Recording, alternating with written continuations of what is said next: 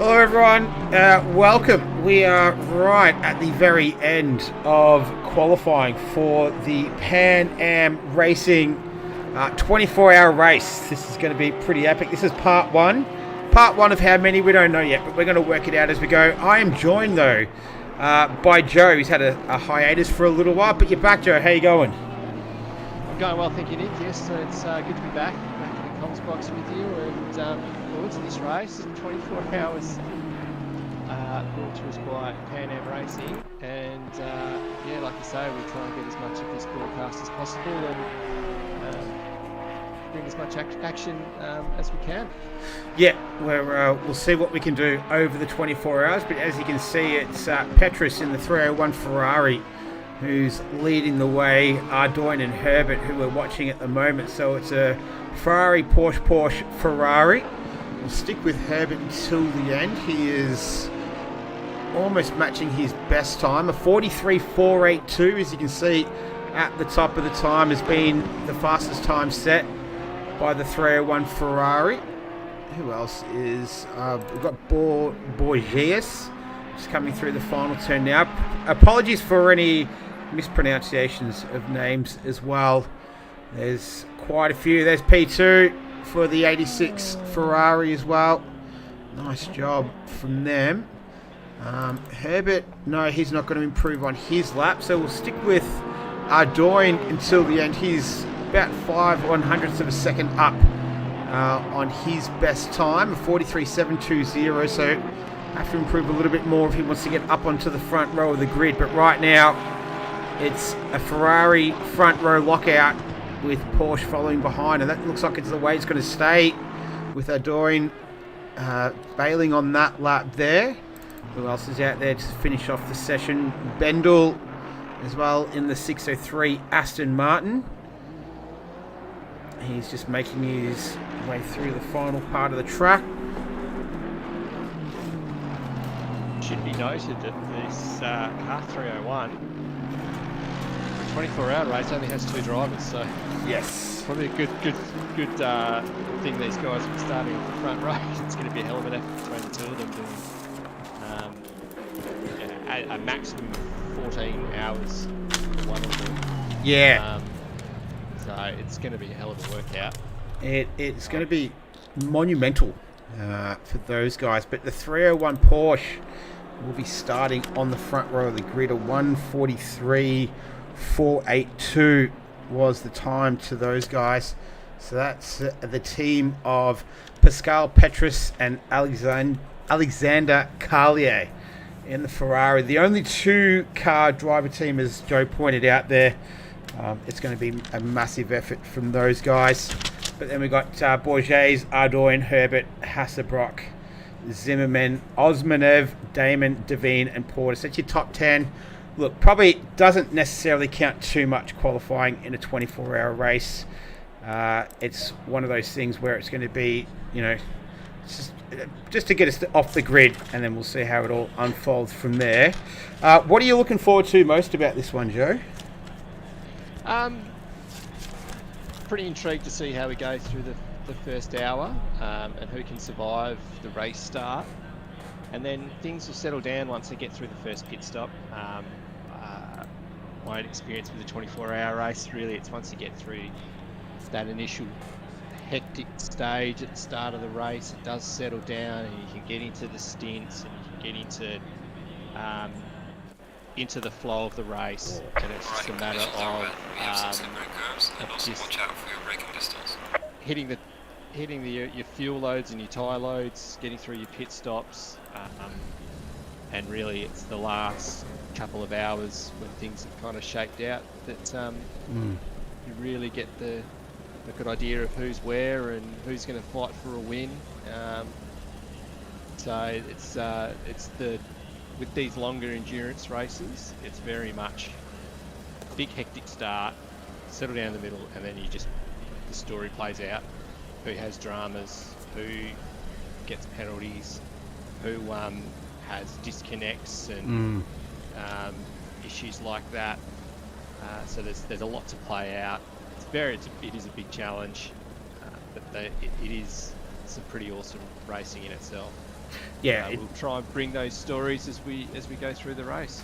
Yeah, we'll we're going to do it through segments, and we'll update you on when those segments will be coming. We've just got to work all of that out. It's a good start time for us. It's almost 2 p.m. East Coast of Australia, so pretty good for us. We've got a lot of Europeans as well, starting very, very early in the morning for them, and it's relatively late at night. I think it's sort of 10 p.m. East Coast time, North America as well. So we're going to experience the full gamut of it.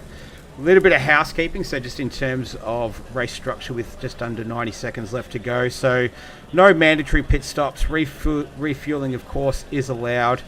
There's no fixed refueling time, nor is there a mandatory tyre change.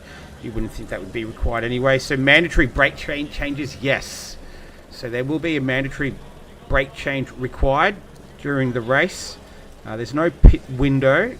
There's no mandatory driver swaps, but there is a driver stint limit of 65 minutes and a max limit of 14 hours for each driver as well. So the 301 Ferrari, however they split it, it's either going to be a 14 and 10 hour stint or however it's going to work for those guys. But yeah, they're going to have a lot of work ahead of them. And in terms of the teams, so the 301 Ferrari, the only two-car team, we've got four three-driver teams. So the 550 BMW, the 92 Porsche, the 302 Ferrari, and the 15 Lexus. And in terms of the four-person teams, we've got 6 of those. We've got 8 5-driver teams and 6 7-driver teams to kick this one off. So monumental event. Dozens and dozens of people. It's been a lot of planning in the making, a lot of work done in the background to bring you this action, and we are about to get started on the warm-up lap to begin the 24 hours of Spa for Pan Am Racing, brought to you on Ruse TV. It's going to be exciting. This is my first ever 24-hour race, so very, very excited to see how this all unfolds as they make their way. And of course there's rain, so the rain has been... The track is wet, but we have got it's the rain stopping in about 10 minutes time, so it'll be, as I said, be a hectic start. There'll be some pretty nervous drivers, I'd say. Yeah, just don't... Bennett, do apologise, don't have everyone's liveries. Got everyone as many as we could. I think missing about 3 at the moment, so out of a 31 car field, not too bad. In terms of the weather in the server over the last sort of week or so, it has tended to be raining on and off for about sort of 25-minute spurts. Has been sort of the rhythm of it, from what I could sort of really tell from the chat throughout the week. So we're seeing whether at the beginning of this one, how much we'll see, we're not too sure. And plenty of nice liveries out there though, ones that we have got downloaded, so a lot of work being put into those. And what's the nerves like on the warm-up lap, Joe, in terms of a 24-hour race for you? Very nervous. Yep. And I wasn't even in the car.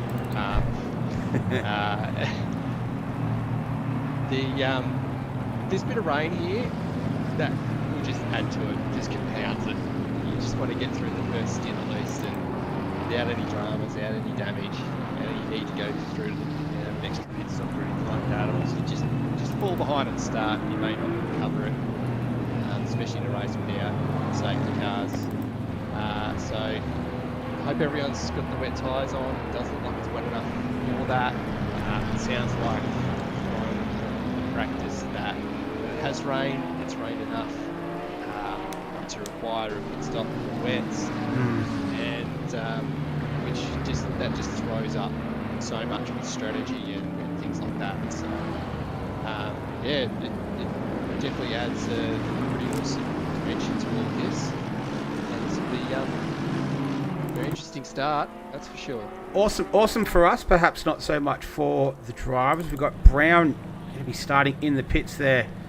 So the 550 BMW, Looks like it's one of our 3 driver teams there. So with Leonardus, Brown and Martin just on the side of the car. And just keep an eye on this guy here, Casangina. Came out and blitzed the field in Coda a couple of weeks ago. So starting from the back. And yeah, it will be very interesting to track his progress throughout. But here we go. Here's the front of the grid. So it's going to be 2 Ferraris and 2 Porsches on the front 2 rows. And we are about to get the 24 hours of Barcelona for Pan Am Racing. There it is. Let's go racing. 24 hours begins right now. Looks like Petra's got a pretty good start there. The 912 Porsche pushing through there as well as they all file down into the first corner. They're going 3 wide already. Lights ablaze. Window wipers going furiously right now as they all make their way through there. All nice and neat and tidy so far, and looks like everyone managed to get through without any dramas. So good stuff from everyone there.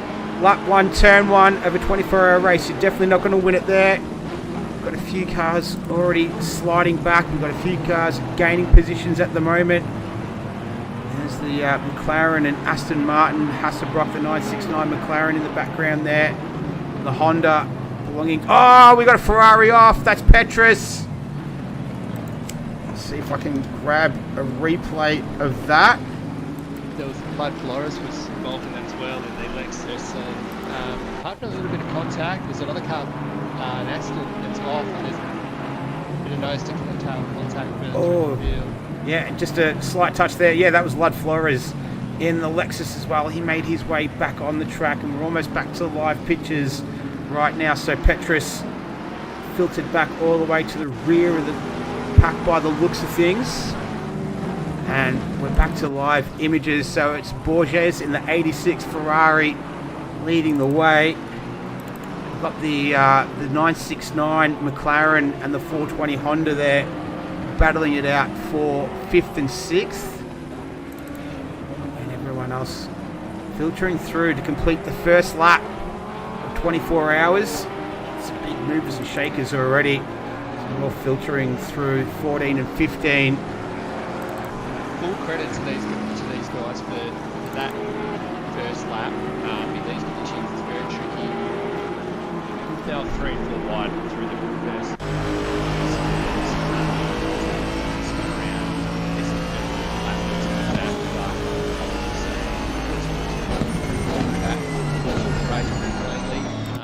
Oh, that's a Honda. That was the Honda of the 420 Honda. Try and catch it, falling down the field. There we go. Let's see what happened. I think that was at turn 1. Sorry to cut you off there, Joe. Oh, he's lost it by himself. So it looks like the rear just stepped out under braking, flicked around, and that was enough. And he's fallen all the way back down into P27 right now of 31. So there he is, getting back going again. So back to the front of the field. So it's the 86 Ferrari leading the way. 2 Porsches in chase, Herbert and Ardorn for the 45 and the 912 Porsche. And we've got plenty of action, tightly bunched up in the back here through P9 all the way almost down to P28 right now. Very, very tightly compacted. And rain looks like it's potentially even stopped. So Joe, you said 10 minutes shouldn't be too far away, and it looks like that is definitely the case. As that the track's gone to damp already, so it's 33-degree track temp, so it's going to dry out pretty quick. There's many cars on track as well. So anyone who started on wets, they'll start heading up, and we'll see who's going to start winning. It's still going to be a little bit tricky, especially with some tyres with conditions like this. It's still going to play out. It's still very tight amongst the back half of the grid. Front's really spread out slightly now. So we've got any action through here as well. Flores giving chase to Rodriguez in the 249 Aston Martin. Going to make a move into turn 1. Yep, so you can see rain has stopped for now. There's the cosmetic damage you'd have to think that he suffered earlier on. This is Portis down in P9. He's battling it out with Bendel in front. He's got Stoll in the 888 BMW. See if we can check out that livery later on. There's a lot of time and effort gone into that one as well. So they're all just filtering through. They're still battling it out through here through turn 5.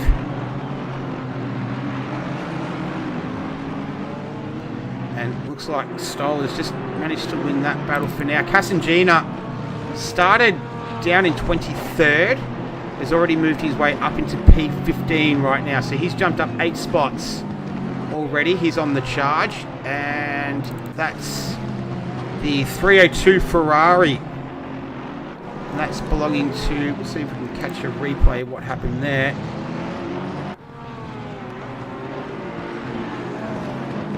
Just coming down into... Let's turn... It's at the rear of the track. Yeah, out through... 11, I think that was. So he's just lost it by himself coming through there, and he's fallen down to P6, 26, sorry. So we go back to live action. Lud Flores has got himself tangled up with someone again. So not a great start there for the number 15 Lexus. I think he didn't last the first 5 minutes at Coda a couple of weeks ago, so a lot to go for him right now. What about Mercedes? This is Turner Johnson. He's going up against Damon in the 418 Aston Martin into turn 1. So the first lot of pit stops are happening here. Avon Newland, the Aston Martin 13s now. He's got any damage or anything like that. First twice stop, I suspect. Just difficult. Try and turn yourself up a little bit there, Joe. Just having a little bit of difficulty hearing you at the moment. Just do a comment from the chat there.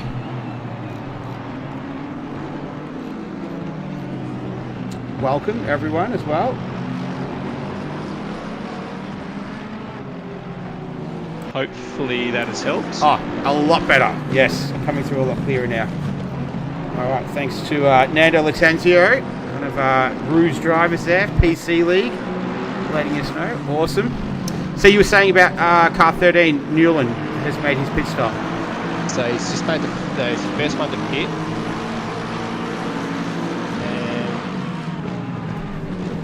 And I suspect we'll start seeing a bit more of that now. The track's now greasy, so it's definitely beginning to dry out. And there's further contact further down the field. I think Flores again having contact with another car, but they continued on. That's the 666 McLaren Piva.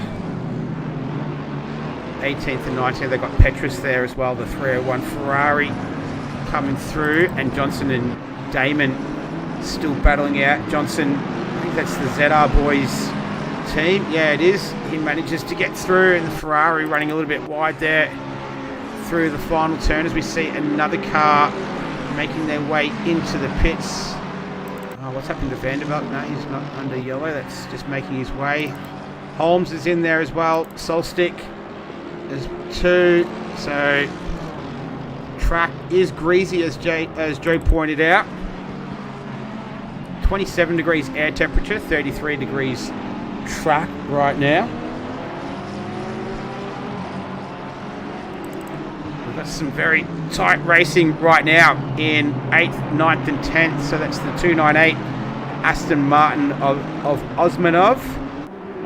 And Stoll, he's been racy early on in that 888 BMW. He sends it down the inside and gets that spot back. They're on fire right now, up 6 spots already in less than 10 minutes of action. So the 888 BMW is dialed in right now.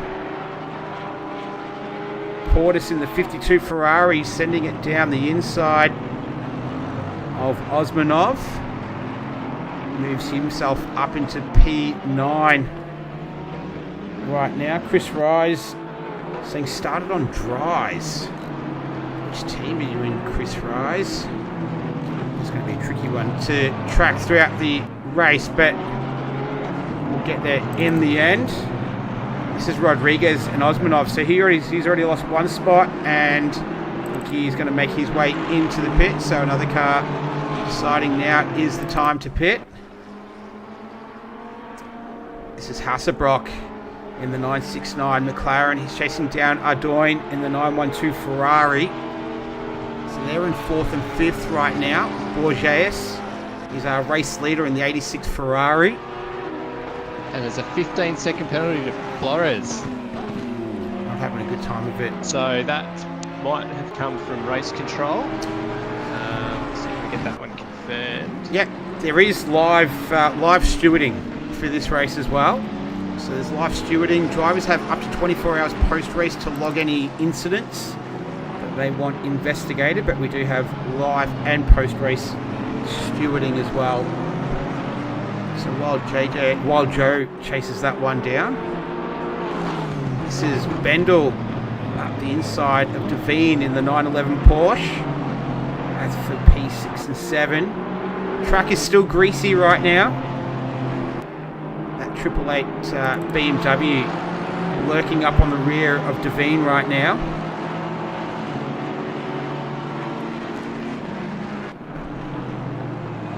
And Stoll trying to go around the outside of turn 10. And he gets that done. It's a nice job for him. He's putting his team in a very good position right now. So I think that's 10 positions now. No, 7, sorry. Bendel in front of him has made up 10 already. Obviously has some pit stops as well that might have affected that, but still a great start. And Devine is going to be pitting. And there he is. So that means Rodriguez will move up one spot. He's chasing down Portis the second in the 52 Ferrari. And that's the car exiting the pits there. Not too sure if that was a... Oh no, they've come together. So that was at... where was that? That was towards the... That was at turn 1, I think. Let's go have a that quick was turn replay. 1, yeah. Yep. I wonder if he got slightly distracted by that Mercedes coming out, just lost concentration, missed his braking marker, and then tapped him from behind. So I don't think it was Turner Johnson in that Mercedes. I'm not too sure, but back to live action. Winstead is facing the wrong way. That's at turn 1 as well. Let's see what happened to him. Oh, we catch the very back end of it. I think he just had a moment. Maybe the rear's locking up and then he's spun it around. Very awkward position there. And he's going to manage to get that back on the circuit. So that's the 195 Aston Martin down there in P19 as we go back to live pictures. There he is right now. Get back to the action on the circuit. We're with Rodriguez. He's chasing down Portis the second and Tamara, the 21 McLaren and the 52 Ferrari. And Petrus in there, the 301 Ferrari as well, hunting these guys down with Johnson and Blood Flores in there. First 14 minutes though, Joe, what are your thoughts? It seems to have settled down relatively quickly. Yeah, it's been a pretty good start actually. There's tricky conditions. There's been less incidents than I anticipated coming into this. This bit of wet weather and the need to change to tries make for some interesting strategies in this first couple of hours, especially if there's no more rain. So usually you just go to with a 65-minute stint timer, you just go to the end of the 60 minutes and pit. Interesting to see who's going to go with, or how long the teams will go with their stints, with drivers double stints and those sorts of things. Usually for a race like this, I'd try to want a double stint each time. Yep. So you're pretty fresh in the car for that first hour, and then the second hour you just hit the groove after that. Get your eye in, and what this bit of weather does do, the first 15-20 minutes, you pit, So the first stint will be at least an hour and a half, thereabouts for most drivers. It's just a matter of whether they decide to do a driver change at that point. As I'll go through and get some of the lap times. So Matt Devine is the first car in that on the list that's pitted. Just try and work out what lap times he's doing this first flying lap, and try and see how much time he may be gaining on the leaders. Yeah, he's down there in P20, so he's about halfway through his lap right now, roughly. Leaders are doing 46.4 was the last lap from Borges in the 86 Ferrari, so it'll give us a little bit of an idea. Petrus, in the meantime, he managed to move up. That's Lud Flores challenging Turner Johnson into turn 1. Now, Lud Flores is actually classified as P30 right now, so he's made a stop already. Yeah, he has, so just trying to unlap himself there. He had a little bit more action going on. Stoll continues his charge in the 888 BMW, and just let us know when you got that time ready for Devine as well, Joe. We'll cut to you. So he's all over the back of Bendel. He's lapping about 3/10 a second, 3/10 faster than Bendel right now in the 603 Aston Martin.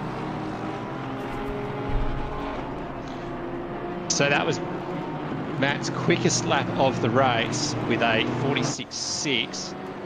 The leader, Florian, actually did a 46.4 on that previous lap. So maybe Florian started on dries for 10 minutes. Who knows? Yep. It's going to be interesting, this. So maybe these drivers that have pitted have saw the rain at the start of the race, started on wets, and have now changed to dries. So, well, it's interesting. It's nothing we can't tell what tyres they're on. So there's a bit of speculation in all of this. It'll be interesting to see how this plays out now. Yeah, we're going to have to do a little bit of estimating and guesstimating as we go through. Good thing we've got you. You are a estimator, or you're in that field for a profession. A surveyor. Surveyor. It's not. Yeah, it's. Well, it's you know what I meant though. P10 stuff, you make judgment calls, but yeah. P10 Rodriguez has got a 15-second penalty as well, so that looks like that was handed out by the stewards. He's down there in P10 right now with Portis. He's in a Ferrari sandwich right now. Portis in the 52 Ferrari and the 301 Ferrari sitting behind him right now, so he'll put a little bit of a dent in his ambitions. So I think that was Portis getting quite racy with Tamara in the 21 McLaren just up ahead. This is looking a little bit spicy right here. That Mercedes, I think that belongs to Anderson. A little bit further down, he's actually classified in P29 right now.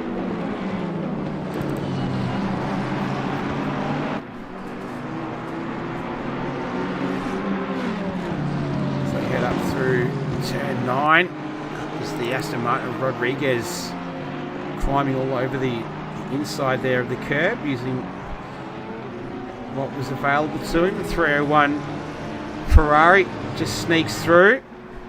I think it's Guerrilla Racing for Rodriguez. Petrus for Frable Racing. It's a nice battle group, this. It is very nice indeed. Really good bit of driving here. So the sun's beginning to come out now. The track has moved fast. It's 1:30 in the afternoon, game time. So the temperatures will continue to rise for the next hour or so, and then begin to start falling into the afternoon and the night.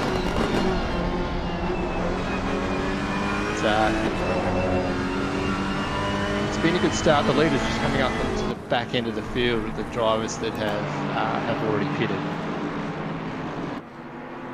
See if we can catch a glimpse of them shortly. Just sticking with the 301 Ferrari. He's all over the back of Portis, a fellow Ferrari driver right now with Rodriguez in tow. track at 34 degrees now, air temperature 27. And as Joe pointed out, track it fast, so these guys will feel a lot more comfortable. Can't see any weather on the radar as of yet right now, so it'll be a sigh of relief for most out there as Petrus looking for a way past Portis here, coming into turn 10, sharp left-hander.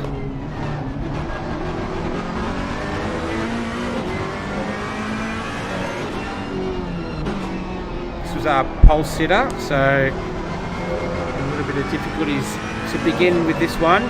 So looking for a recovery right now. Rodriguez still has that 15-second penalty next to his name at the moment, so he'll have to come in and serve that. So these guys will head down the front straight. We'll see if Petrus can pick up a little bit of a toe. Portis did a 46.697. Petrus did a 46.805. So Portis just has the marginal advantage on him right now. Casangina is ramping it up right now. He's down there in P22. He's had a pit stop. He's on a fresh set of, you would have to think, would definitely be slicks. And he's all over the back of Osmanov in the 298 Aston Martin. Yeah, Casangina's got the fastest lap of the race, yeah. 44.7, and that is light years ahead of anybody else on the field at the moment. So he's come out, so he's just got that pass done on Osmanov into the chicane, and he's off and away now.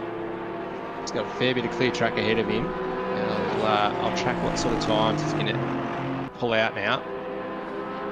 Yep, so he's got Devine in the 911 Porsche up ahead. You can see him in the foreground heading into turn 1. Get back to this little pack here. So they're all chasing the 21 McLaren ahead of them. That's Tamara, Portis, Petrus and Rodriguez, and the black and gold Lexus in the background. That's Lod Flores, but yeah, he is essentially a lap down right now. His official classification is P29. Out on track. Yeah, it's very early in the race to go down a lap, but that's all. Well, hopefully he can stay in touch, and when these first lot of pit stops for the leaders start happening in, well, just 30, just over 35 minutes time. That should shake itself out. He'd just want to stay in touch with him. So Lod Flores on Rodriguez there, doing his best to fight back. It's always an awkward position, isn't it? You want to try and be respectful, but at the same time you want to get on with your race as well. You're obviously trying to recover as much as you can. That's what Lod Flores is doing. So always a tricky part to be in. Recently experienced that on Tuesday night, but he's got the lights flashing as well, Flores. So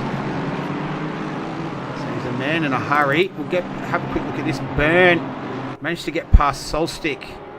So the number 92 Porsche. That's the second SMS team Porsche entered in the field. It's down there in P23. Managed to get past through there. Holmes chasing them down as well. Might stick with this. Here we go. This is Solstick. He's got, I think that's a lap car, that Ferrari in front of him. Yeah, I'm not too sure. Is that no, it's not Faviet's. Oh, that's the race leader. Sorry, my mistake. We haven't seen much of him so far. It's a bit like that. He's got a decent lead, just over 6 seconds in the front of the field, and just flying under the radar. Just cruising That's around. how you want it. Yep. Last lap was a 45.542.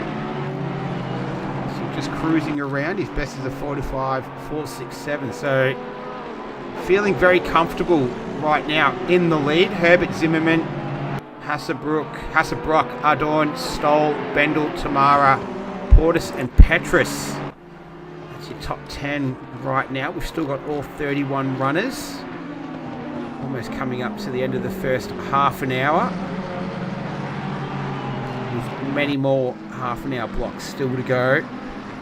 Portis still trying to get past... Sorry, Petrus still trying to get past the 52 Ferrari of Portis. And Tamara in the 21 McLaren has just continued on. So lap times for these guys. Tamara did a 46.4. Portis did a 46.6. And Petrus did a 46.5. So Portis is the odd man out there.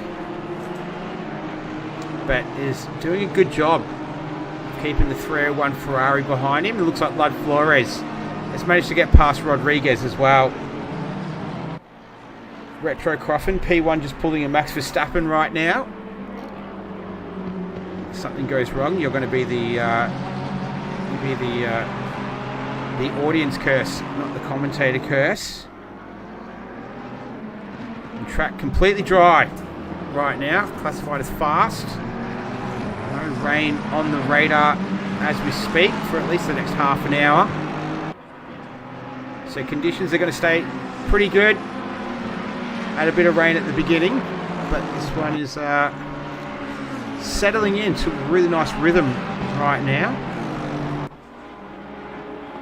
That's the thing, get comfortable now and get into the rhythm of the race. Just try and set consistent laps and stay out of trouble. The grip will be coming to the drivers, and it should be a pretty steady next half an hour through to the end of the stint. So this is Holmes and Solstick, and looks like Holmes might have just pulled out of the way for the 420 for the number 19 Honda to go through there. I like the team name, cheaper than Therapy Racing. I don't know about that. Sim racing can get pretty bloody expensive. Yeah, exactly. Yeah, we all need therapy after it. So he's doing quite well down there in P24 right now. There's I saw a car, the 103 Audi, belonging to Hinman for Curb Crew Racing. Down there in 26, just having a little bit of an excursion there through 14 and 15. He's getting the blue flags waved right now, just getting out of the way. That was a little flash of the lights as a thank you to head through there. And Rodriguez still hasn't served that penalty. So he's still got the 15-second penalty next to his name. And Petrus has managed to move past Portis as well. So the 301 Ferrari managed to get past. And Lud Flores is now going to find himself behind that Ferrari. He is down a lap right now. Let's have a look at lap times. A 47.5 to Portis. Lud Flores did a 46.8. So this could get interesting here. But yeah, it's Borges in the lead right now. He's got a 7-second gap over Herbert in the 45 Porsche. Zimmerman, Hasselbrock and Ardorn. That's our top 5 right now. Retro Coffin penalties can be served on the pit stop, as far as I know. All right, there we go. Yeah, so that 15 seconds will be taken at the that first pit stop. I think I was just getting a bit confused because someone else had a 15-second penalty earlier. And yeah, there was a stop-go penalty earlier in the race that was served. He's Casangina. And there was... Sorry, Joe. I think, Flores had a time penalty as well, which was served when he changed his tyres in that stop. Yeah, gotcha. Just having a look at the replay here of Casangina going down the inside of Devine. Porsche on Porsche crime right there.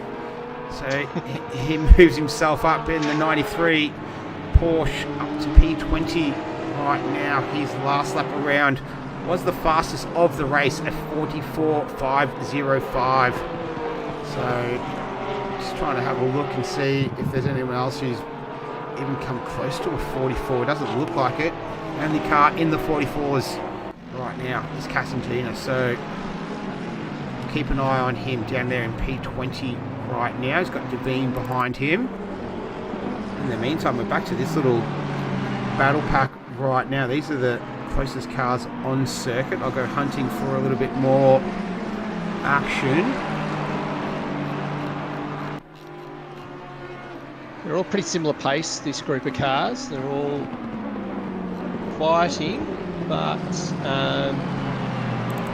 they haven't really been trying too many moves, although it looks like Rodriguez is flashing his lights a fair bit there. Well, rightfully, well, yeah. Like I said, it's a tricky one, isn't it? You know, when you're in that position, as he is, and let's see, his lap time last time around was a 46.6. Flores did a 46.6 as well, so it must be very frustrating. You can see the blue flags waving, and Flores all over the back of the Ferrari. He's flashing his lights now, so everyone's got the lights flashing at the moment.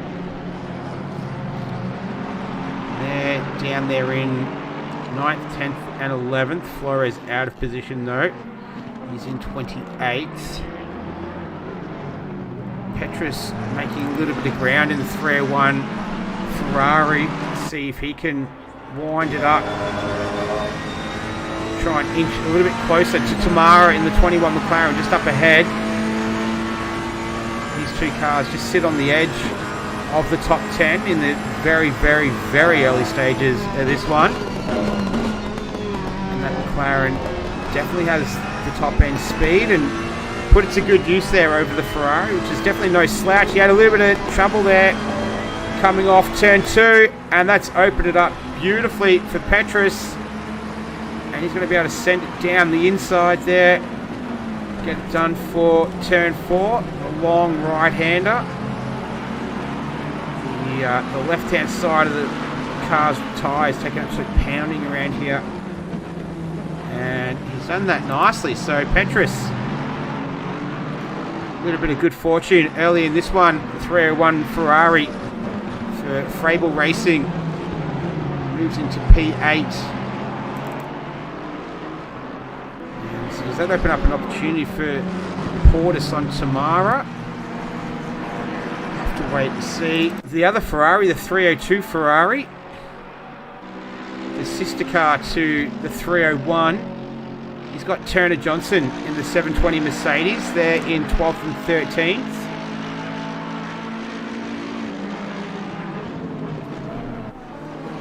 Cassio Enrique in the chat. Looks like he's cheering on the Gorillas. And we've lost one. Cassie. It's Casangina. Yes. Oh no, the Porsche was down there in P20. He's gone. He's dropped out of the server completely. That's... Oh, is he back? I think he's just come back in now. There he is in the pits. Oh, that's so unfortunate, but that is just something that... It's just part of this sim racing, and especially endurance events, that you'll find you'll have dramas with some will have dramas with the internet, or the equipment fails.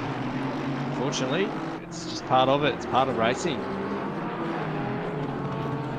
So he'll hopefully be able to rejoin. Still sitting there in the pits for now. So hopefully he can get going again. We'll get back to this little scrap here between Faviets and Johnson. Once again, apologies for any mispronunciation of surnames. We've got a pretty wide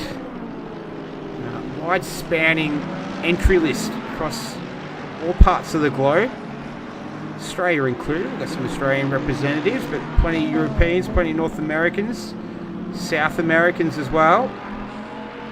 So they've come from all parts to participate. I think this might even be the first 24-hour race. Oh, the 302 Ferrari just lost a little bit of traction there through turn 9. Easy to do through there. Target a little bit upset. Didn't go around, so nice save. Lets Johnson have a little bit of a breather while the 302 Ferrari just regathers itself. Speaking of Ferraris, this battle still goes on right now. Petrus is at the head of the group. Tamara, Portis and Rodriguez, with Lud Flores just thrown in there for good measure, circulating around in P27 right now. Bit behind them, we've got Devine, just getting a pass done on Winstead. It's a very nice move. He's got tons of pace on. Have a look at this one. On Coles, I should say. No, I think it was it Winstead? Yeah, you were right the first time. Yeah, it was Winstead. Yeah, it was Winstead, yeah. So he's got good pace on Winstead, and he's got that through. Ooh, what have we got? The 28 Nissan. That's at turn 1. Let's have a look and see what happened here. So we've got Aston Martin just behind him. Not too sure who that belongs to. Oh, a little bit of contact there, and around he goes. It's the Mercedes there. I think that's Anderson coming through there as we go back to live pictures. To this group again. It's still Bourget's in the 86 Ferrari, still leading the way on this one.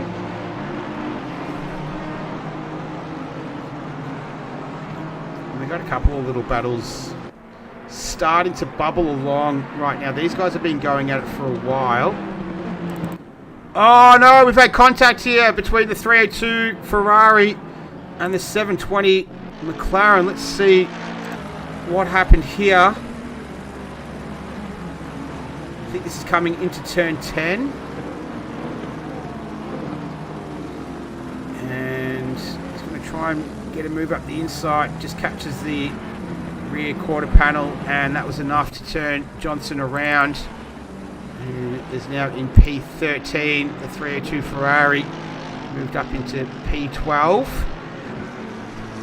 We do have live stewarding, so if there's any incidents that need to be investigated, they can be investigated live. That's why you see the 15-second penalty next to Rodriguez right now, who served that at their pit stop, which will be coming up not too far away. 65-minute driver's stint limit in this one.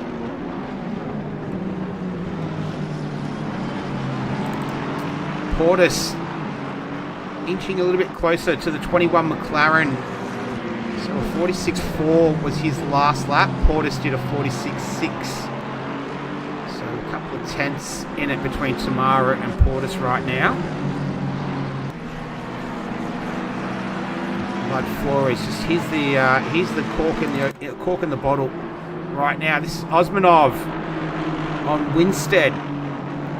That's just at turn 3. So Winstead, we saw him get passed by Devine earlier on. It should be noted that Winstead hasn't pitted either, so he's falling back through the field and being overtaken by the cars that pitted in that first 20 minutes. Gotcha. Where did he start Winstead? P24. So they've moved up 4 spots. Osmanov started P7, so it gives you a bit of an idea of the disparity of the speed between the two there. Devine looking to put a move on the 666 McLaren. They're going to go side by side into the left-hander at turn 10. Saw Devine pull a similar move about a lap ago and decides to put that one on repeat. We'll have a quick look at that again on the replay. So gets a nice toe. And then just a little bit later on the brakes, inside line, pulls it up beautifully. Thank you very much. The 911 Porsche is up there in P17. Not racing with Gage Gonzalez today. They haven't raced together the last couple of team races, from my understanding. Bruno Patrice, I think it's Patrice or Patrice, Oh my god, beautiful painting of gorillas. Modesty aside, I did a good job on that painting. Alright, just admiring his own work. Why not? I think he might be... Yeah. Does look good. I think that's on the 249 Aston Martin. There we go, good shot of it there. Very nicely done. Looks beautiful. He's got the Brazilian flag next to his name, so I'd have to... Oh, and just like that, give a guy a wrap. That was out of turn 3 there, so didn't go all the way around, thankfully. Managed to keep facing the right way. So down there in P11, and Petrus, he has a 10-second penalty. 301 Ferrari now against their name. So we're looking at Newland. There's a couple of little scraps going on right now. It's still Bourges though, still leading the way. Haven't seen a lot of him in the 86 Ferrari, the yellow 86 Ferrari. Herbert, Zimmerman, Hasselbrock and Ardoin. It's been the top 5 for pretty much the entirety of this one. We're looking at the 13 Aston Martin of Newland. He's got the 103 Audi just ahead, belonging to Hinman at the moment. Now, and that BMW, that is, I do believe, belonging to Stoll.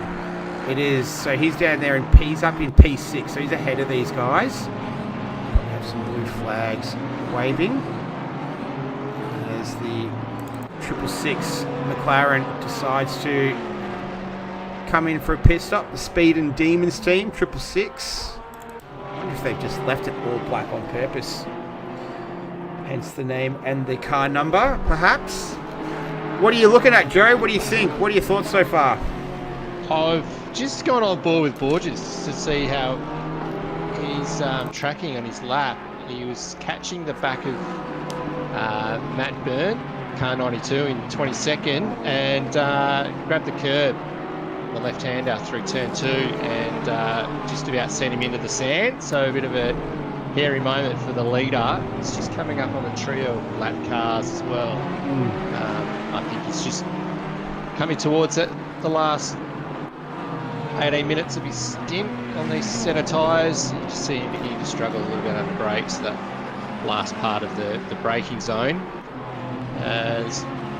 Also looking at Matt Byrne just ahead of him, who's caught the back of Coles and Winstead. And they're a couple of seconds a lap quicker than this bit of lap traffic, although Matt Byrne is part of that lap traffic. Oh, it's a bit hairy again then for Borges. Yeah, that's the lap traffic. All right. Yeah, that's that lap traffic you're talking about. Yeah, it's part of it. It's just it's part of the game. The Daytona 24-hour race did in January, ruined by lap traffic at the 19-hour mark after leading the race. The team were in. I purposely didn't bring that up. I didn't want to bring back some traumatic memories for you, but I was thinking about that earlier on. So yeah, I think I'm over it now. But you know, it's like I say, it's just part of it. It's part of this endurance racing that there will be lap traffic and slower cars that you do come up against, and you've just got to have your wits about you and a bit of nous and a bit of patience to get by them. And you know, at times the lap traffic, they just need to be predictable and run. It's better for them to just to run their lines, and also know then when to yield for the lead cars. I think the two words that you said there, predictable and patient, as we've got a yellow flag next to that is not predictable at all. That's the Nissan, the number 28 Nissan. How did he get there? Let's have a look here. Oh, he's just lost it on the entry of the corner. Oh, that is very tricky. Yeah, he's done well to get that going again and not cause any further dramas. So we've got a few It's pretty good looking livery on that that Nissan too. Actually, it's a bit of, it looks like a bit of a throwback to some of the Nissan liveries from the 80s. That's the sort of thing that looks like. It looks really cool. I like that. Yeah, I think we've got some really beautifully presented cars in the field. That is one of the great things about being on PC. You do have that complete freedom with your livery, unlike on console, and these guys have definitely put it to good use. Some very, very talented people out there who can put liveries together. I think one of them's in the chat right now. Nathan Wilson was one of them. So he's designed the livery for Paul Russell this season, the Buzz and Hornets livery, which looks quite nice as we're watching the 92 Porsche of Byrne go down the inside of that Nissan. And they've got the race leader right behind them here as well as they're going through turn 5. So he will not want to get mixed up in any of this. He'll want to try and clear this as fast as he can. So race leader here. So very, very delicate times right now. Osmanov gets past Brown in the 550 BMW, and we've got a couple more penalties that have been handed out as well. That looks like it's Faviet's in the 302 Ferrari. So both the 301 and the 302, the two teams, the Frable racing teams, have both got penalties next to their names right now. They're in 8th and 12th, so 10 seconds for Petrus in the 301 and 15 seconds for the 302. Rodriguez has got one next to his name that's been there for a while now. But back to your those two, the two P's, the patience and predictable. I think that's a very astute observation in terms of if you can be that on the track, it goes a long way to being a good racing citizen, I think. Yes, the good racing citizen. Yes. It's a good way of saying that, yeah. A bit further back, we've got, looks like Newlands up on the back of Lee and Hinman, but it's for 23rd and 24th. They both had their first pit stops. As we're coming towards the there's 18 minutes left in the stint. I suspect they'd be pitting around the end of the hour. You don't want to risk it too much by pushing that driver's stint time. It'd be pretty painful for the rest of the race to get that sort of penalty this part at this time. There's 16 cars which haven't pitted yet. There's a couple of cars that have pitted twice for all of that. So this is Coles on Winstead. So he always got through there, but he's managed to get through on the on Winstead there. So he gets that done nicely. That Porsche up ahead, that's not. I don't think that's for position. Jimmy's heard you. I like this livery. It's cool. It is cool, isn't it? I do like it too. Yeah. It's a bit of a. It reminds me of the Donut King colours. It's a donut franchise in Australia.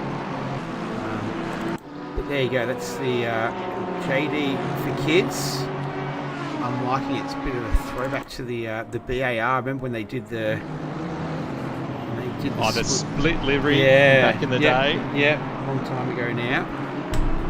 Back with Villeneuve post his championship. Yeah. They wanted to have separate cars with different liveries, and the F1 and FIA said, no, we're not going to let you do that. So that was their compromise. I'm definitely showing my age as well. Oh, I can remember it too. Yeah. And it's a bit like that.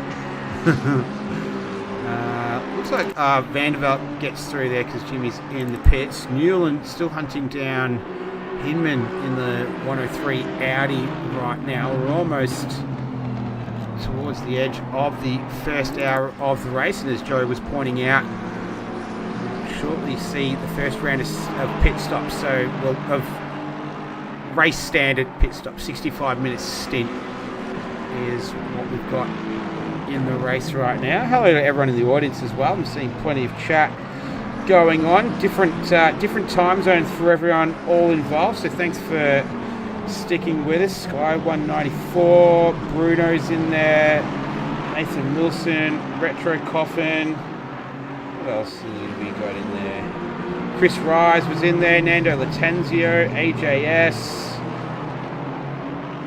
Adam Coupe cheering on Wesset Racing. So hello all, welcome. I hope you're enjoying the stream. This is part 1 of the 24-hour Enduro for Pan Am Racing. Listening to myself and Joe as we're watching Byrne get through on Brown in the 550 BMW.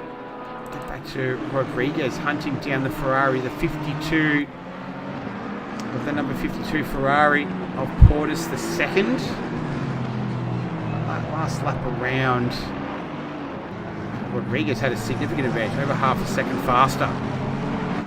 So I'm not Jimmy Pitton and handed the car over to Gage Gonzalez, and Gonzalez has got to the back of got to the end of the back straight, has gone straight ahead, pulled up, stopped, and then got going again. So not sure if there was hardware issues for him or what, but it was a bit surprising, and he's back in the pits. So I'm not sure what's going on here. That's disappointing for that team, because that was one of the teams I had money on for a good performance out of all of this. I wonder if perhaps wrong tyres went on. Maybe. Oh, yeah, that would be horrible. Yeah.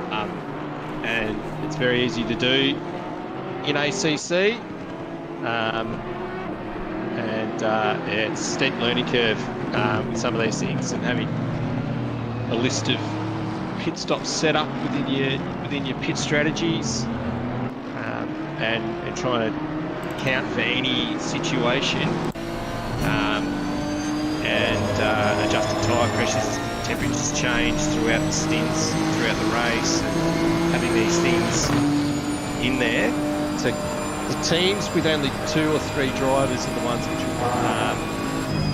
have the most difficulties with that, because at least with a couple of co-drivers, you can have a spotter in your ear while you're driving, just calming you down, coaching you through situations, and those sorts of things, like making sure that the correct tyres are set, the correct pressures for the stint, the correct amount of fuel is going in. And you want to try and limit the amount of adjustments you're doing to the pit strategy prior to the pit stop. You want to have different scenarios set up within your strategy, ready to go at hand, so that these sorts of mistakes don't happen, if that is what has happened, which is very disappointing. Well, so just on that, how much preparation goes into a race like this? Like, obviously there's the on track, getting used to, you've all got to share the same setup, so compromising on that and getting to a setup that's going to sort of please all drivers, and especially it's, if you think about, we've got 7 6-driver teams, so it would be hard to get it. Tyre pressures should be for different times throughout the race, so you can predict what the temperature is going to be from the race settings and adjust. So you finish your first stint at the end of the first hour, you can work out what the track temp is going to be at the end of that hour, and adjust the outgoing or the incoming tyre set to that, and just have a running spreadsheet throughout the race with all of these sorts of things, and then just have as many pit stops set in the in-game settings that you can, and all preset, ready to go. And then it just throws any weather, just throws that whole thing out the window. And then you do need to practice what the tyre pressures should be for wet running and with the colder temperatures and that sort of thing. So you can put as much preparation into it as you want, and the more you put in, the more you get out of these races. That's for sure. Yeah, so massive. It sounds like there's a fair bit of time, energy spent really getting yourself ready for a race like this, similar to what you would experience in a normal, in a real life race. Obviously, the physicality of it is a little bit different, and all that other sort of stuff. Oh, that's a big hit. That's Lud Flores in P24. He was spinning around like a top. That's big damage. Let's see what happened here. Oh, that's Tamara, I think. So that's not for position. Coming through turn 4. Oh, bang! That's a massive hit from Flores there. So Tamara, I think that was the 21 McLaren. There he is. We'll see if we can get a closer shot of him. Pretty sure that's who he came in contact with. He looks like he's got away with it not too bad. But Flores, it's going to be massive damage to that car, and that is going to be a very, very hefty pit stop. Look at that. Would that be a DNF right there in iRacing, Joe? Yeah, that's a blown engine and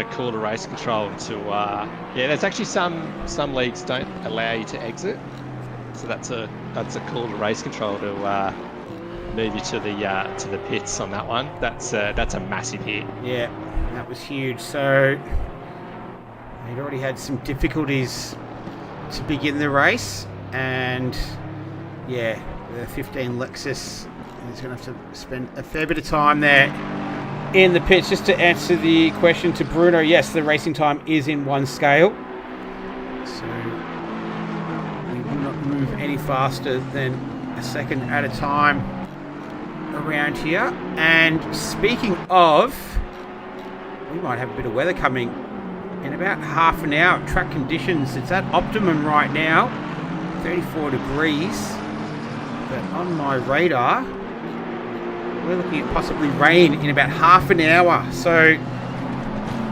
that's going to throw a real cat amongst the pigeons, considering that the majority of stint timers are set to expire in about 8 minutes.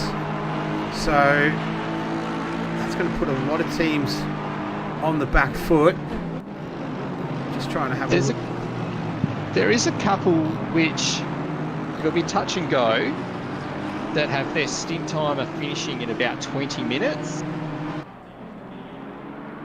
Some of these teams that pitted early, that I think the weather will come just outside that window. So that's the 911 Porsche, the 298 Aston Martin, the 92 Porsche. Ooh, the 19 Aston Martin would be right on it. So would be the 103 Audi, the 23 Aston Martin as well. So we're going to see how that pans out. The rain forecasted in half an hour. We saw rain to begin with. It went dry relatively quick. Rain didn't last very long, so perhaps that's an indicator of how long it hangs around this time. We'll have to certainly wait and see, but there's been plenty of rain in the server in the lead up to this one, generally lasting between sort of 15 to 25 minutes roughly each time. We'll see if that's what transpires this time, as the 911 Porsche making a stop. I think that was one of the cars that we were talking about. Yeah, it is. That's an interesting one. Oh, it's the end of the first hour. The stint timer did reset and they pitted before, so it'd be interesting. They might just be running to their strategy of changing drivers at the hour. Who knows? But that's a bit of a surprise, that one. I thought they might have gone to that second for a double stint at the start after that early stop. So. Or even better, that was a pretty quick pit stop, I think. They might have just pitted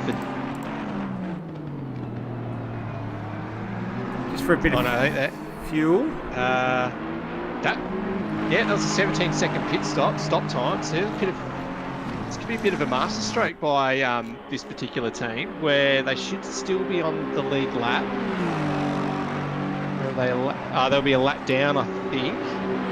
But so this bit of fuel should get them through to when this rain falls, and so essentially a stint and a half for these particular tyres and change for wets, and the rest of the field will come to them. Whereas the leaders will need to pit, take new tyres, which should be happening in the next few minutes. So I think it'll come back to this particular team. So it's a good strategy. I see it as a good strategy move, and we'll just see how that plays out the next half an hour. Yep, so it's the Pan Am racing team. So there's the 911 and the 912 from memory. Yeah, there's the sister car as well. So Pan Am Racing 911 looking like could have possibly pulled off a masterstroke, with rain on forecast right now for about half an hour away, maybe even a little bit less. It's been up there for a little while. This is Holmes in the number 19 Aston Martin for Cheaper Than Therapy Racing. He has the BMW, the 91 Coles, just up ahead. Going defensive there into the right-hander of turn one. Get some more encouragement in the chat there. Jean Ferreira, go Gorillas, Rodriguez. Lots of encouragement for those guys. They got some fans in the chat. Herbert in the pits, the number 45 Porsche, making a stop. It's battle brewing between Hasselbrook and Zimmerman with that gap less than a second. That's one of the closest battles on track at the moment. The other one's Newland and Hinman, who are around 10 minutes away from their next pit stop as well. Alright, well, we've gone the first hour. Let's give a little bit of a state of the race update for the race. I'll just bring up my statistics. There we go. So it's Bourget's is leading the race right now, the 86 Ferrari, where they've been for the majority of this one, qualified in P2, so they've moved up one spot. Zimmerman, the 46 Audi, they started P6, they're currently P2 right now. Hasselbrock right now in the 969 McLaren, the car that we've got on screen. So the two cars that we've got on screen, in fact, battling it out for P2 and P3 right now. Ardoin in the 912 Pan Am Porsche in P4. Stoll in the 888 BMW. So they've moved up 9 spots, started in P14. The 603 Aston Martin Bendel has moved up 10 spots, and they're in 6th right now. In 7th spot, and a lot of chat for these guys. For it's the 249 Aston Martin. They started in 15th position. They're in the pits right now, so they'll drop. So will Portis in 8th. 9th is Tamara, and they're pitting 2 in the 21 McLaren and the 302 Ferrari for I thought that might have been, I saw yellow next to their name, but that's all right, they're just pitting. So that's your top 10 right now. We've got 31 drivers. We started in the wet. We look like we've got more wet weather on the way. We've still got 31. Casangina is back in the service, so they had a disconnect to the number 93 Porsche down there in P29. So unfortunate circumstances for them. But after we had sort of, it was quite a competitive opening few laps, and pit stops are kicking off everywhere. Our race leader Bourget's is in the pits. I wanted to see what your thoughts were on the first hour, Joe. What have you thought of the first 60 minutes of this one? It's been very entertaining, that's for sure. It was nice first few laps of this race. There's a little bit of contact to be expected, but it was pretty skillful by all the drivers in those damp, tricky conditions. And now we're coming up to this first lot of pit stops here, and how this plays out will be very interesting with this predicted rain within the next half hour or so. The track's gone to optimum, so these drivers with the fresh tyres will be pulling out some pretty quick laps out of all of this, and we're just waiting to see have to wait till the timer ticks over to see who's taken driver swaps and those sorts of things. And it'll just see how these things settle in for this first part of this race, this second stint. So, GSR IB Racing Esports, Mitch Hobbs, looks like he's jumped into the 45 Porsche. We'll see if there's been a driver change at the front. We'll have to wait for him to go through the first sector, but it looks like, let's having a look at pit stop times. 32 seconds, 35, 34, 37, 38. So the 32 to 38 seconds looks like it was the par time for most guys, most teams on that one. We've lost the car. Down to car 911. Lost car 911, haven't we? Yes, I think we have. Yes. Yep. Oh no, it's been a disconnect. That's Pan Am's car too. Yeah.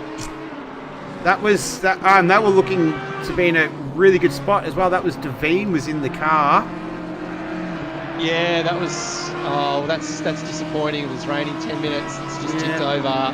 Oh, that's very disappointing. They were in a good. That was a good strategy call by that team to get that pit stop done for fuel to get it through to whenever this rain comes. That's disappointing. I think Retro Coffee is saying we're out. So we saw Casangina, who was disconnected but came back in. But that sounds like at this stage, going off the chat from Retro Coffin, be back in and back into the grind. All right, so they look like they might be coming back in. We'll keep an eye on that. Hopefully they can rejoin. They are back in. There it is. There's the 911 Porsche. So they're back. It wasn't terminal, but still a massive dent in their chances of this one. Unfortunately for them, for the 911 Pan Am Porsche. Only so this might be virtual racing, and it might just be a simulation. But I tell you what, the feelings are exactly the same as what you get in the real world when things don't work out. 100%. The that's emotion. Definitely not a simulation. That is heartfelt, and that's 100% real. Well, look, with 23 hours still to go, it's a captain obvious call that there's still plenty of time left in this one. We don't know what's still to come right now. We've got so much time left. We'll track their progress. So to give you an idea, Casangina's, they've moved their way up into P27, back down in P31. So not a huge amount of data to pull from that, but still. There's plenty of time still left to try and make up, as we're looking at Tamara for the number 21, the Simhaven Motorsport 21 McLaren, chasing down the cheaper than therapy number 19 Aston Martin. And rain is imminent, 10 minutes away, probably even less at this stage. So we did see the sun for a little while. Pan Am did a race around here a few weeks ago, and it was a full wet race. So those guys that did that would be familiar with the rainy conditions around the Barcelona circuit, as I'm sure all drivers would be familiar with the wet conditions. But there's some drivers that feel a little bit more at home with it than others. Osmanov coming into the pits now. And, that's a big send into turn 10. Oh, he's gone way too deep. Yeah. Way too deep. Yeah, couldn't quite pull that one up. That was one of the P's, Joe. Patience. Not a lot of it exhibited there for Tamara. That one, lucky to escape with Lud Flores earlier on with that big accident down at that area of the circuit. Huxtable is in the E1 SimSport 91 BMW. So he is a new driver behind the wheel right now. And looks like So Holmes needed to pit then. He's only got 4 minutes left in his stint timer. So that's unfortunate. There's Matt Byrne, who's up into 7th place now. He's showing really good pace in this race. He's got 7.5 minutes left in his timer. It's going to end a little bit too early with this rain coming on, I would say. And I don't think he'd be able to wing it and put wets on at that. So unfortunately for them, I'd say they're probably going to have to do a second pit stop there, which will burn them. So it was a good comeback by that team after the early stop, and then back into the top 10 and in contention, and then that's going to happen. It's going to be just send that back down. Well, it's back down the field. And as you were pointing out earlier, it is a case of swings and roundabouts, right? In terms of, sometimes the race will come to you, sometimes it'll go away, and over the course of 24 hours, you're either going to be at the bottom of the pile or at the top of the pile in terms of the swings and momentum that come to you. So there, early on, they were at the bottom, at the top, and then towards the bottom again. But plenty more times that's going to happen as this one slowly unwinds all 24 hours. We're only an hour and 12 into it. Plenty of encouragement for the Gorillas team. Ricardo Diaz, I hope I pronounced it correctly, cheering them on in the chat. This is Winstead and Rodriguez. I was going to say earlier, so Bourget's looks like he's double stinting in the 86 Ferrari, our race leader. Hasselbrock in the 969 McLaren. When did they last pit? What's the stint time for them? So they're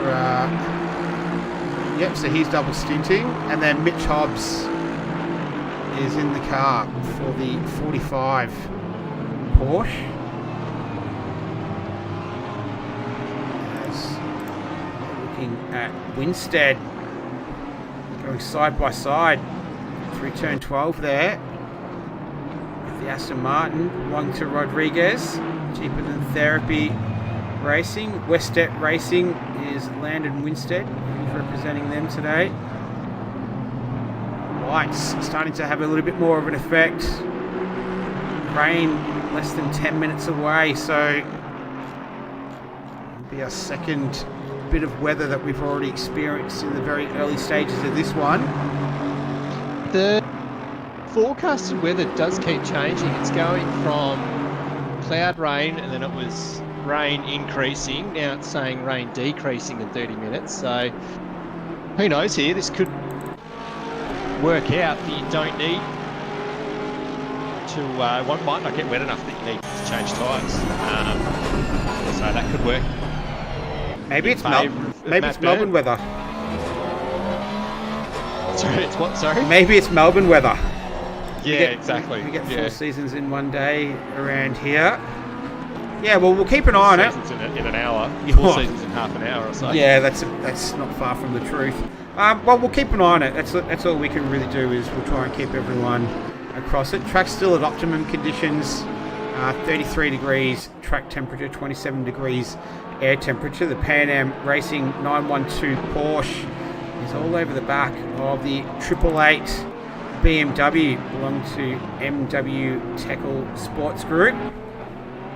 Looks like they're from Europe, judging by the nationality flag of the driver of Stoll.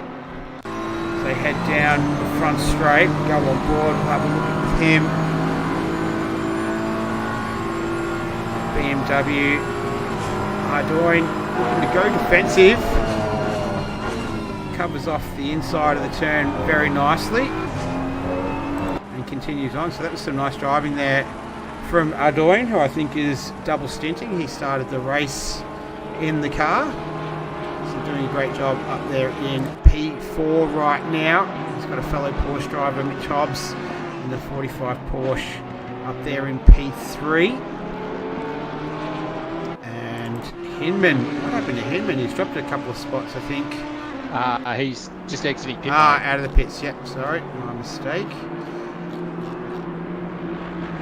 And that stall battle with Ardoin, it's pretty much closest. Oh no, we've got Winstead and Rodriguez. Everyone's cheering for this team. No, sorry, it's the other Rodriguez. Oh, there it is, there's the rain, Joe.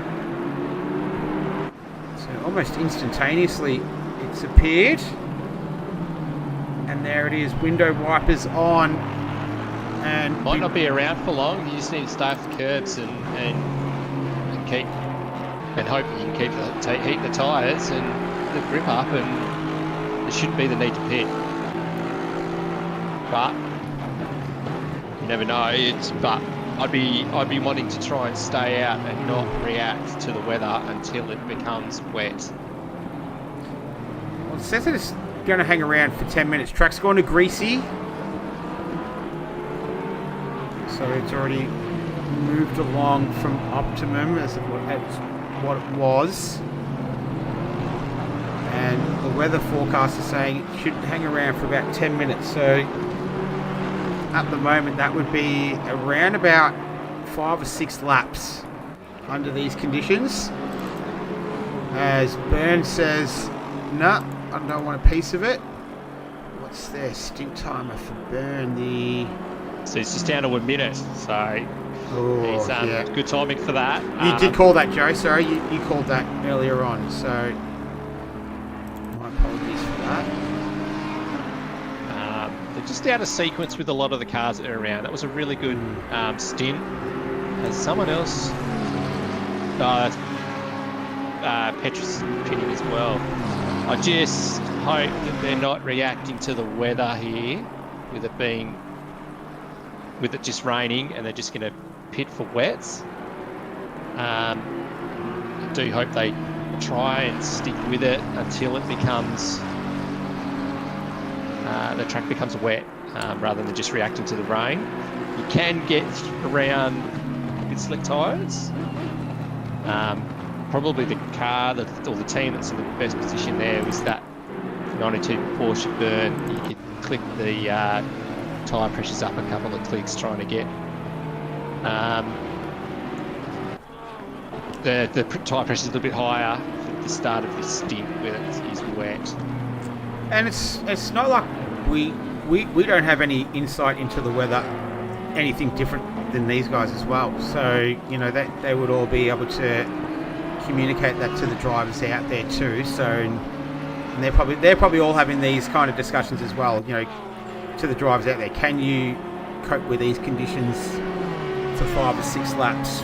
Will you be able to look after it, or do we need to pit? There'd be that hint in their voice of please stay out. We don't want to have to pit again. But like I said, some drivers are a little bit more proficient in these kind of conditions than others. Track temperature is still 32. It is now damp, so it's moved from greasy to damp. But we'd expect to see this for about another 7 minutes or so, and expect it to disappear according to the forecast that we can see on our screen, and that the rest of the field will be able to see in their data, as well as Brodessa just running a little bit wide. Bendel is in the pits for E1 Sim Sport 603. Winstead is all over the back of Rodriguez now. Rodriguez has found himself in a few battles just recently for Cheaper Than Therapy Racing. Winstead has been the same. 2 closest cars out on the circuit. Having a look at lap times right now. Our race leader just did a 151.9692, so almost a 152. Keep an eye on the times as they start to filter through. Hasselbrock is about to cross the timing line as well. Oh, he's pitted. Go, Joe. Now that it's becoming damp, there'll be some nervous people, that's for sure. I wonder who's going to be pitting. And look, it's a bit of a risk-reward type situation here, where you don't want any damage. You don't want to risk having to then spend an extra 2 minutes in the pits fixing the car, to then lose the time of having to pit twice to then take wets and throw the wets off. So if anyone can stay on dries through this stint, through this section of the race, then it's going to make a difference at the back end of this hour. But if the rain, it's supposed to be it's saying that it's getting stronger within the next 10 minutes. It could be enough. It's all pretty interesting how this all plays out. Speculate all you like, and there'll be plenty of people in these cars that'll be doing that. And you don't want to touch the grass. You don't want to take too much curb.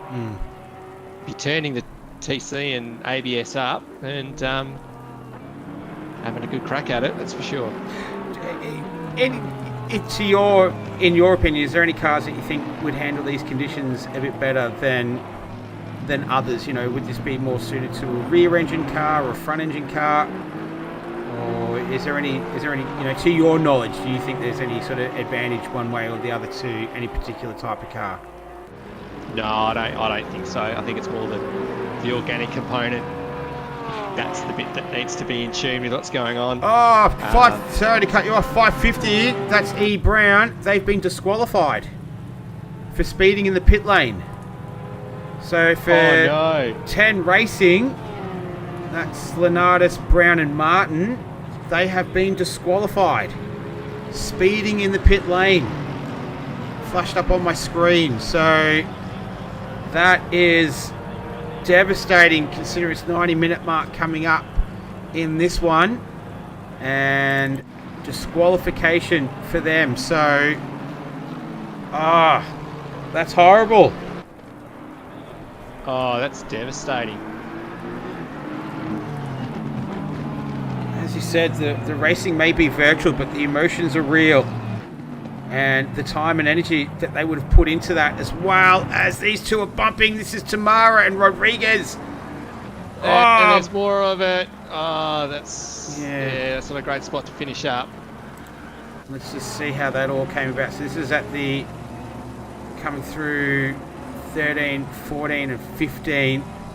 So they make a little bit of contact here, climbs over the curb, knocks him again, and then this one was enough to off you go, and that was it. So the 21 continues on. Have a look at this. We've got action right here. That's Turner Johnson, but I don't think that's for position. I think he's a lapped car right now. I'm trying to have a look at where he is in the... No, that's... Hang on, sorry. Turner Johnson was in the car. That's Roger. That was for position. Drive-through penalty for car number 21, causing a collision. So that's Tamara. So that looks like that's the penalty handed down from that collision that we saw. Stewards were pretty quick to act on that one. And they've handed out a drive-through penalty to the number 21 McLaren. They're currently in P14 right now. And the rain continues on. Yeah, it's getting to that point where it's time to get wet. So the weather's changing all the time. Every 15 minutes it's giving us a different answer. So in the next 10 minutes the weather's going to increase. So the track is wet now. Yep. It could be time to take the safe bet, get those tyres changed over. Yep, track is at fully wet. Conditions are wet right now. 31 degrees. Track temperature's dropped down too, but I don't think the temperature is so relevant right now. It's more the actual conditions and the amount of precipitation coming down. And so those guys are still in the pit, so disqualification next to their name. I don't know how that's going to pan out in terms of in terms of what the stewards say. Drive through by race control. Number 21. Oh, yep, so that was before. So they've got just their 2 laps remaining to serve that penalty. And track at full wet conditions right now. Plenty of cars out there on slick tyres still. Who's going to take the gamble? There will obviously be some cars in the field where a gamble is going to be more high risk. There'll be others where it's low risk. I reckon we've got a few guys out there on slick tyres right now. We're looking at Morris in the 92 Porsche. This is for Team SMS. Their sister car, number 21, had a disconnection earlier on. Not 21, 91, sorry. 93 in the Porsche. I got it right. The third time's a charm. Anyway, he's up there in P9 right now. So that's Morris, who jumped in the car at the pit stop. Just jumped on board with our leader. He's just been overtaken by who's that car? It's which car is that? P8. I think that's Bendel. Yeah, in the E1 SimSport Aston Martin. So Borges has got the TC up to 9 of 11, the ABS at 6, and the brake bias right down at 50. And he is working the wheel like nothing else. It says plenty of rain around, there's plenty of spray. It's just a matter of whether or not you want to hold it for the next, hopefully it's just the next 10 minutes before it starts decreasing. So it's giving us a different answer again. Yeah, before it said increasing, you can see the traction, you can hear the traction control kicking in there, as Joe pointed out, turned up to cope with these conditions. Well, I guess that answers the questions. They're definitely staying out. And he's got the Porsche behind him. I think that's Morris in P9. So you said he was overtaken earlier.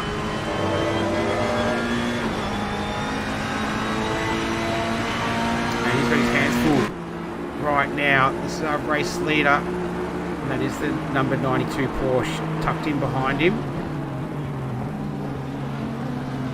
Good performance from Hobbs up into second there as well, and Ardoin up into third there. So yeah, Flores just lets him go. So I think they're just being very cautious. They've got such a big lead. You don't want to lose that now by spinning out or having a moment. Yeah. It's just he's giving the curbs a wide berth, staying out of any puddles and rivers of water across the road, and just chilling out. He's definitely not doing it easy. But this is smart driving, in my opinion, the way that he's doing this.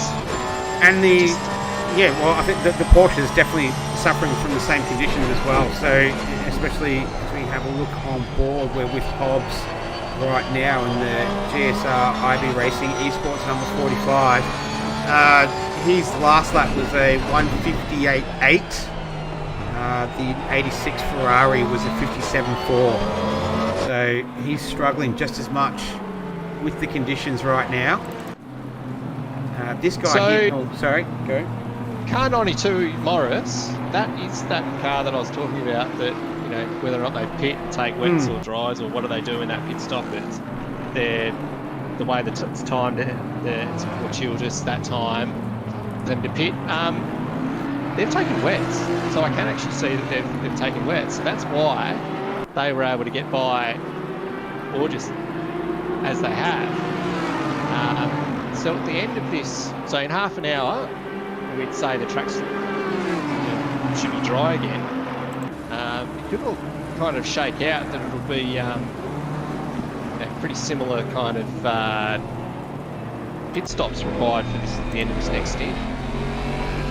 So it's interesting this.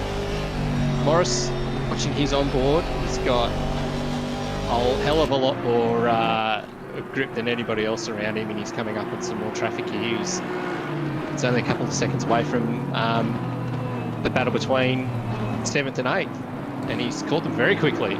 Yeah, his last lap around with 55.4. These guys were a 56.7, so he's going to be closing that gap at a rapid pace. It says rain for another 10 minutes. I feel like we've been saying the rain's going to appear or disappear in 10 minutes for the last half an hour, so it's here right now. How long it stays around for, the forecast is saying that it will stop in the near future. When that's going to happen, not too sure. Track's still at full wet conditions. Rain still is falling. And this is the 92 Porsche that Joe was alluding to, that has wet tyres on right now, lights ablaze, and they're looking quite strong at this stage of the race. 90 minutes in, up there in P9, and chasing down the number 46 Audi. We saw just flash in the foreground. Brodessa is in there right now. He's trying to keep... Brodessa does have wet tyres on, according to this, so that's... makes it even more impressive. Yeah, it does. So Morris has got still a second and a half quicker, or was 2 seconds quicker than Brodessa on that previous lap, so Morris has got plenty of pace here.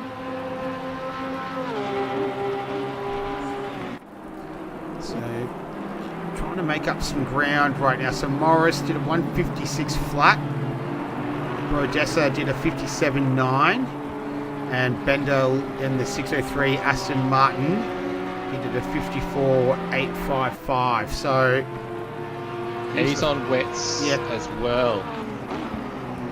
So Brodessa's going to be the one here under a little bit of he's going to be the one vulnerable at this stage, as we've got a drive-through cleared by car number 13. Is the Aston Martin. Strib is in there. Hope that's how you pronounce it. My apologies if it isn't. So this group of cars, we've got Bendel's on wets as well. Morrison's on wets as well. Grizzard is on wet. He's on dry tyres. They're going to catch him pretty quickly. Then there's a big gap to 4. And just going through some of the field, there's quite a few drivers, very split amongst the field. There's quite a few that have stayed out on dry tyres. As a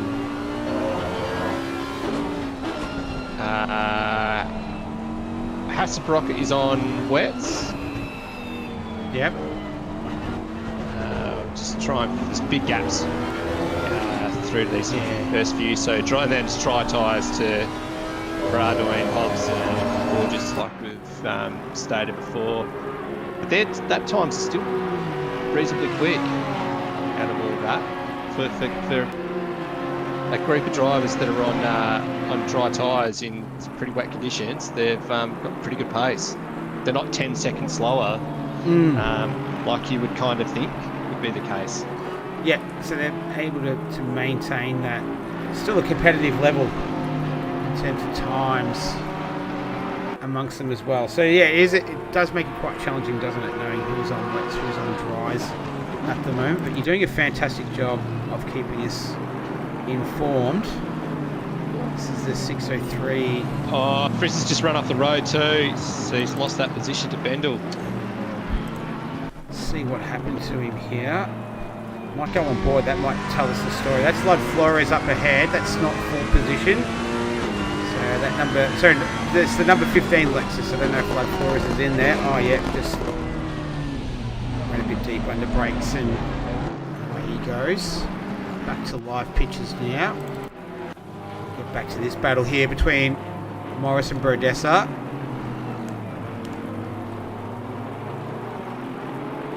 But this has been good fun. There's been a lot of strategy and action unfolding in the embryonic stages of this 24-hour enduro. It's what I like about this sort of racing. Is it's not just about jumping in the car, changing tyres once, and going flat out for a sprint race. You've got to have a bit of caution. You've got to have patience and adapt to the conditions that you've got, and adapt to the strategy that gets thrown up your way. And at this point of the race, there is someone who's got pace on you, directly behind you. Not just a bit of pace, you go, yeah, well, you can get by, see you later. Yeah. Don't risk it. Off you go. We'll catch you later on. And it ebbs and flows. The race will go away from you. It'll come back to you when these sorts of things. Brodessa, that particular team, and there's more dramas for Frieza there, so he's going to lose another position out of all of that. Yep, 2 spots. So that's the dramas with the dry tyres at this point. You've got to stay off the curbs and these sorts of things. It should be beginning to lessen this rain. It's supposed to stop. That 10-minute time frame doesn't change all that often, or doesn't adjust with that. So there's still 25-30 minutes left in the stint for these that are on dry tyres. So it's not going to be a very big time difference between when these river cars are going to need to stop at the end of this driver stint. So there's a lot to be, take into account: the driver stint, the fuel, the tyres, the conditions. That's why I really, really love this sort of racing. Well, and also you're throwing the weather in there, which is another variable to take into consideration. So they're all dealing with it in their different ways right now. Morris and the 92 Porsches handling quite well. Morrison in the 888 BMW, he's been all over the back of the 603 Aston Martin with Bendel in there at the moment. So these two have been going blow for blow right now. We'll get back to these two because it's been going out for a little while now. Brodessa and Morris. Porsche just can't quite keep up the pace, but Brodessa runs a little bit wide there, doesn't get on the grass. Might not cost him a lot of time. Frieza and Petrus as well in the background there. Well, it was Frieza who's coming under attack from, I think that's our race leader coming through there. It is the number 86. So Frieza just gets out of the way. And a move for position was the 302 Ferrari. Let's have a quick look at how that all came about. So that's the number 720 Mercedes. Rogers in there at the moment. Johnson started the race, and that's how that all came about. Get back to Morrison, Brodessa. So this is where one of your P's is going to come into it, Joe. A little bit of patience, as you were pointing out before, of if someone's got pace behind you, sometimes it is better to just let them go, and Morris finally gets it done. So he's able to move through up into P7 and gets past Brodessa, who will continue on. He's got Frieza about 4 seconds down the road, so he won't be under imminent attack straight away. But we'll definitely want to be just keeping an eye on him. He's obviously going to try and fight back on Morris. Tamara in the number 21, the Simhaven Motorsport McLaren. He's all over the back of Hinman right now. McLaren's definitely got a lot of top speed, and he puts it to full use there and just breezes past. So that move was done with a lot of ease, and they continue their run. So they're currently P14. Tamara's been in the car since the beginning, so he's double stinting. Huxtable in the number 91 E1 SimSport BMW down there in P21. He's chasing down Damon in the 418 as Gage Gonzalez. Have a look at this bit of action going on right here. So they had some pit stop dramas. They came in, made their stop, and then pitted the very next lap. And Gonzalez manages to get the move done there. It's one of the Frable Racing Ferraris. It's the 301. So Gonzalez is down there in 18th right now. Petrus up there in the 301 Ferrari in 10th. So coming up on a little bit of lap traffic. You don't say that very often about Gage Gonzalez. Yeah, that's about a position. With that extra pit stop they had to do. So that's right. That's that unscheduled stop not long after Gonzalez got in the car. So this is Piva, the 666 Speeding Demons McLaren. Now that's Frizzer in the Ferrari. That's not for position. Oh, there's Winstead. I was wondering, there's a car in here though. We just didn't quite see it. It was Winstead in the 195 Aston Martin. And he managed to get through there as well. And he's gotten past Frizzer as well in the Ferrari, who's currently sitting P9. Right now, a couple of Ferraris next to each other, P9 and 10. Got a Ferrari in the lead, which has been the majority of this race. Perez in the Honda went yellow. Having some difficulties there through turn 4, but all's well that ends well. So car 550, the car that was disqualified for speeding a pit lane, that was cleared by race control and they've been able to re-enter the race, although they are about 9 laps down. So that was unfortunate that speeding in pit lane,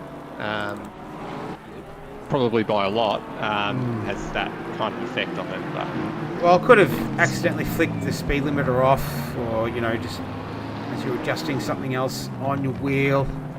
I know I've had troubles. Oh, Gage Gonzalez. Oh no, and Winstead have come together. That's at turn 4. I saw the yellow come up next to the names. Let's see how this came about. We'll go on board. And not quite. Oh, we just nicked that back rear quarter paddle. And around Gonzalez went, and Winstead as well. So we do have live stewarding. And I see there's a 10-second penalty against the 21 McLaren again. So they've had a couple of penalties already in the early stages of this one. Petrus in the 301 Ferrari for Frable Racing. He's looking to get past Frizzer. He does. And he moves up into P9. So that was 4th position. Rain still continuing. It's been hanging around for a little while now. Forecast is saying that there's no more rain on the way. So I've got a question. So Frizzer has just continued to go further back with these dry tyres in these conditions. The times at the front between the dry and wet tired cars is tightening. So I won't be too far away before the dry tyres begin to take over the timesheets again. So we're going to come to that crossover point. Frizzer, we'll be hoping that comes sooner rather than later. Question in the chat: how does the people like the 888 livery? Let's have a look at it. Oh yeah, so this has got the cool graphic on the front. We'll see, have a look at that. So I'm not quite up on pop culture references and whatnot, but I assume that's some sort of cartoon character from a series that I don't really know. And that's from Proximite in the chat there. So MW Teakle Sports Group 888 BMW was one that did catch my eye when I was downloading the liveries earlier today, and yeah, I think this one got in right by the skin of their teeth. Speaking of, that's almost the difference right now between Damon and Winstead, as Damon in the 418 Aston Martin making his way through. That's the Gorilla Racing Aston Martin as well in there. That is, I think Bendel is in there. No, wrong one. Rodriguez, I believe. There he is. What's he lapping out? 53 flat was his last lap time. Saw a couple of 53s in there, but he's all over it right now as far as pace goes. Haven't seen any penalties appear next to Gonzalez or Winstead after that incident at turn 4 a little while ago, so perhaps the stewards deem that to be just a racing incident. And there we go. So that is the rain has stopped. We could hear it stop before I could see it stop.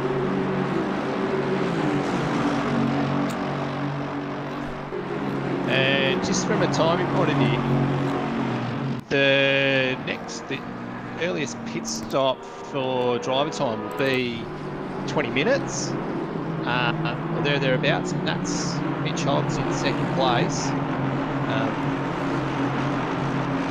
And then I cannot see the cars on wet tyres being able to last anywhere near as long as the 40 minutes that they've got left on the driver time. So it shouldn't be too much of a difference. Even if they got through the next 10-15 minutes, it'll close right up with the times of these leaders. So they've definitely gained track position. It just depends how it works out at the back end of this little period for these pit stops. Well, the track conditions did change quite rapidly after we had the first bit of rain at the beginning of the race. It's already gone to damp, so it was wet, already gone to damp. Track temperature has risen again up to 33 degrees. So I'm sure we'll start to see it evolve rather quickly. That was an Aston Martin. That was Rodriguez for Cheaper Than Therapy Racing with Matt Damon Hard of Racing, number 19 and number 418 Aston Martin. They were swapping positions down there in 19th and 20th. And Brodessa is pitting. So what was the pit timer on that? Brodessa.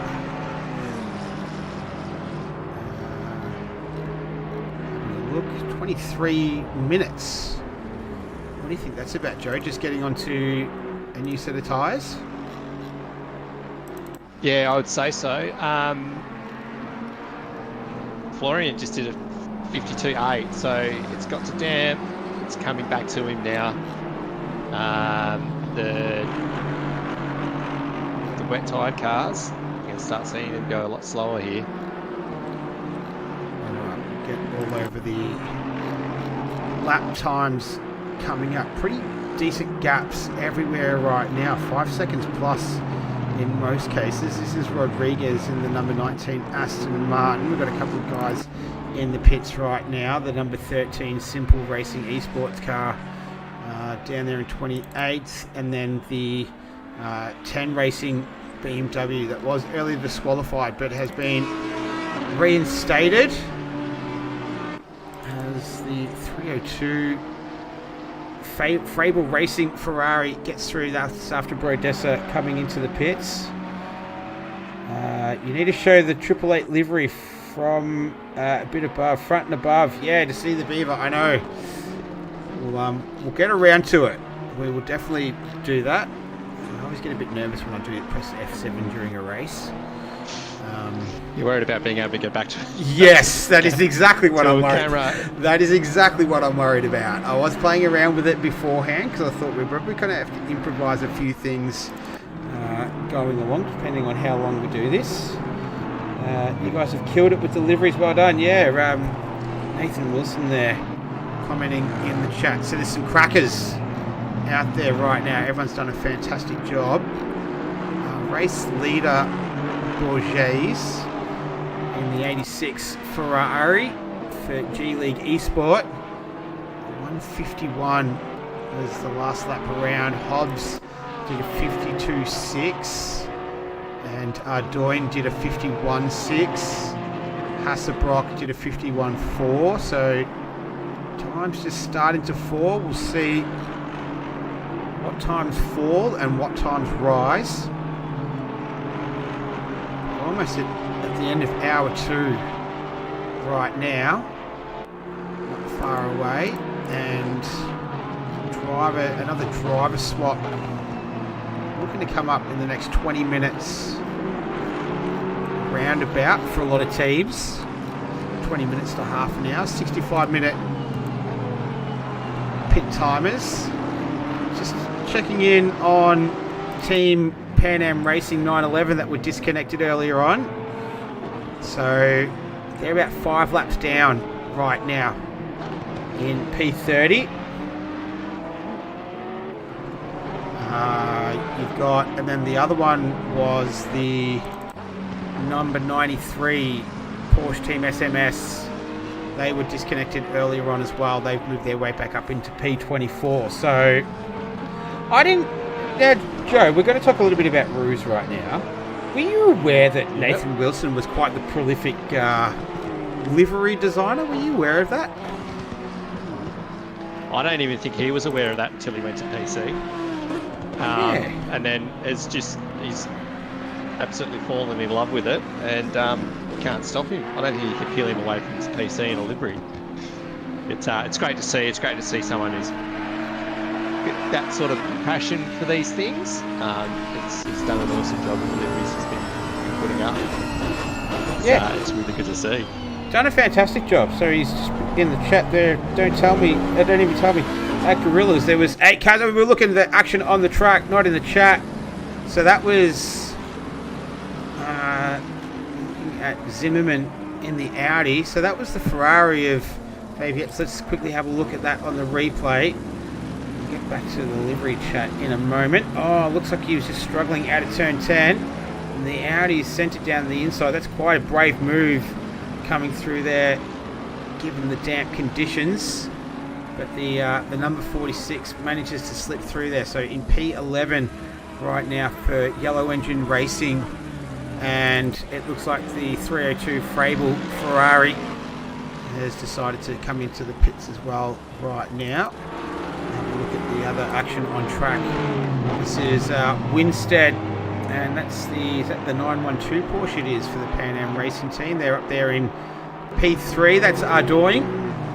Just putting another lap on Winstead. And some more cars coming into the pits, Joe. You had something. I just realised something about what Bruno was saying about the Triple Eight and the beaver teeth and the ridiculous grill on the front of the BMW. Yeah, it's the teeth. I just realised that's what it's it's cool. Yeah, it's really cool. Yeah. We'll get a good image of that later. I really want to press F7. I really do. I just don't want to mess it up though. We'll see. We'll definitely get a shot of it throughout. But you can see the grill. The grill are like teeth. You really do have to get like an overhead shot of it. This might. I wish you could zoom in. Here's the first lot of pit stops for the leaders that were on wet tyres, with Hasselbrock coming in now. It's definitely coming up to that point where the crossover is there.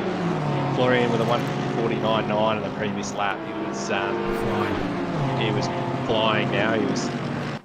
He was 2 and a bit seconds quicker than Morris, Hasselbrook, Frizzer on that previous lap.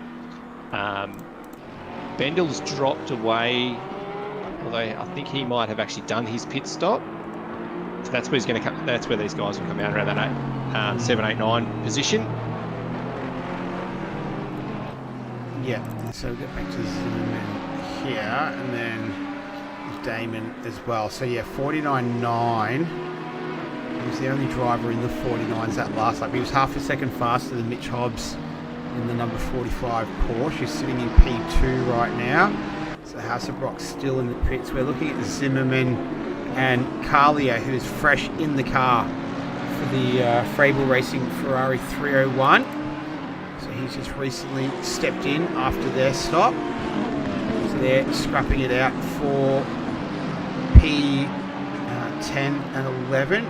More drivers coming into the pits now as well. This is Piva, and that's Gage Gonzalez coming in there as well. Winstead all over the back of Rodriguez. These guys have been tied together for quite a large amount of time right now. and Damon in the Heart of Racing 418 Aston Martin. As Carlia, yeah, they've got a yellow next to his name, and he's dropped a spot, so he's fresh in the car. I think that was at turn 10. Let's see what's happened here. That was Zimmerman in the yellow engine racing. Oh, that's a big one. There's a few cars caught up in that, at least 4. A couple of back markers in there too, the Nissan and one of the Mercedes too. So unfortunate set of circumstances there, and the Nissan is pitting. So I think that's Schwert for Raven Racing. Looks like one of our European teams. Yeah, so I don't know if that was the reaction to any possible damage they might have incurred, or if that was just turned out to be coincidence that we're going to pit and they just worked out that's the best time to do it. But anyway, they've got that done. We're looking at Winstead and Rodriguez. As I mentioned, these guys have been tied together, but we might move the action across to the top 3 right now. So the second Pan Am Racing Porsche, the 912, is having a much better run than the 911 that was disconnected earlier on. He's closing the gap rapidly on the number 45 Porsche that's being piloted by Mitch Hobbs. So last time around, Hobbs did a 49.420.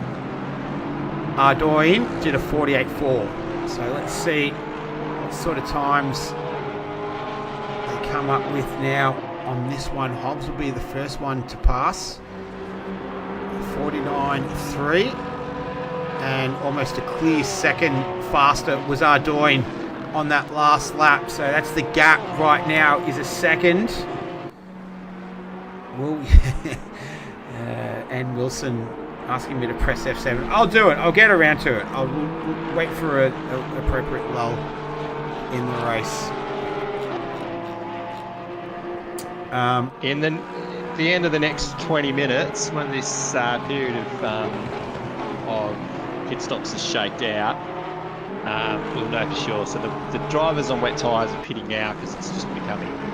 It's at that crossover point. We've got less than 10 minutes left, and Hobbs will be the end of his driver's time. So around this next 10 minutes, the drivers that started on dry tyres and did a full first stint, coming right to the end of their stint timer. Alright, so Ardoin, I have noticed a lot of red next to Hobbs's name, just in terms of invalidated laps. There's quite a lot of red throughout the field, so he's not the only one. So I'm not too sure what the settings are around invalidated laps in terms of, I know Coda, it's extreme. It's 3 invalidated laps and you're out. Not too sure what it is. There's a little bit more leniency than Coda's probably the worst for track limits. Barcelona, it's a lot more lenient what you're allowed. And in the wet and drying conditions, the limit strikes, it's a little bit easier on the drivers in that respect. Yep. So track's at optimum right now, 33 degrees. Obviously clearly overcast right now, and no rain forecast at this stage, so which is good. We might even see a little bit of sunshine perhaps later on. But this is Ardoin all over the back of Hobbs. So Hobbs did respond on that previous lap, 47.255 to a 47.1 to Ardoin. So it was a second the difference the previous lap before that one, and Hobbs has definitely responded there. Morrison and Santon just went side by side through the first couple of turns, and Santon's kept that position, but there's a nice little battle going on between the two of them. Just watch that on the replay. Look at this side-by-side action, as Joe pointed out.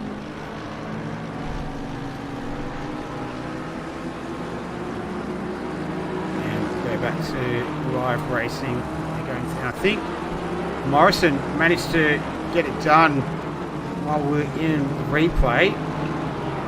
Let's quickly show a replay of that. So this is almost just a continuation. Going into turn 5, the left-hander sends it down the inside. Nicely done. And away he goes in the 888 BMW. Moves up into P6, so they've had a cracking start to this one. Definitely get onto that livery in a moment. We've got plenty of action going on. So Hobbs and Ardoin continue their battle. Hobbs, that last lap around, was a 47.3. Ardoin was a 46.9. So once again, advantage to Ardoin. And this is where the P word is going to come into it. Patience from Ardoin. He's going to have to just work out it's going to be the best way past. He runs a little bit wide there, so that's going to open up the gap a little bit, give Hobbs a bit of breathing room. And not an easy man to pass Mitch Hobbs. So Ardoin's definitely going to have to work for it. We've got a 10-second penalty to the 195 Aston Martin down there in P15, so 10 seconds next to their name. 6 minutes left in the timer for Hobbs and 10 minutes left for Ardoin. Ardoin has a chance of doing an overcut on him. So it's a bit to play out between these two. These pit stops coming up. It's quite exciting. All right, well, this is going to be real-time strategy stuff playing out in front of us. And you're all over it, Joe. You're keeping us completely up to date. So we'd expect Ardoin to pit on this lap, is what you're saying? No, it'll be well, if it was me, I'd be lapping. I'd wait for Hobbs to pit and then pit the lap after. Right, so Hobbs is on 59.5 minutes and Ardoin's on 55 and 45 minutes. 45 seconds. Oh, we're getting some love in the chat, Joe, for commentating prowess. Glad that you're all enjoying the stream. Got plenty of likes on there as well, up to 18. That's pretty good. Plenty of action. Oh, drive-through penalty for Hobbs. He's just done a track cut on the exit of turn 2. That's what I was thinking. I saw red next to his name for a lot of consecutive laps.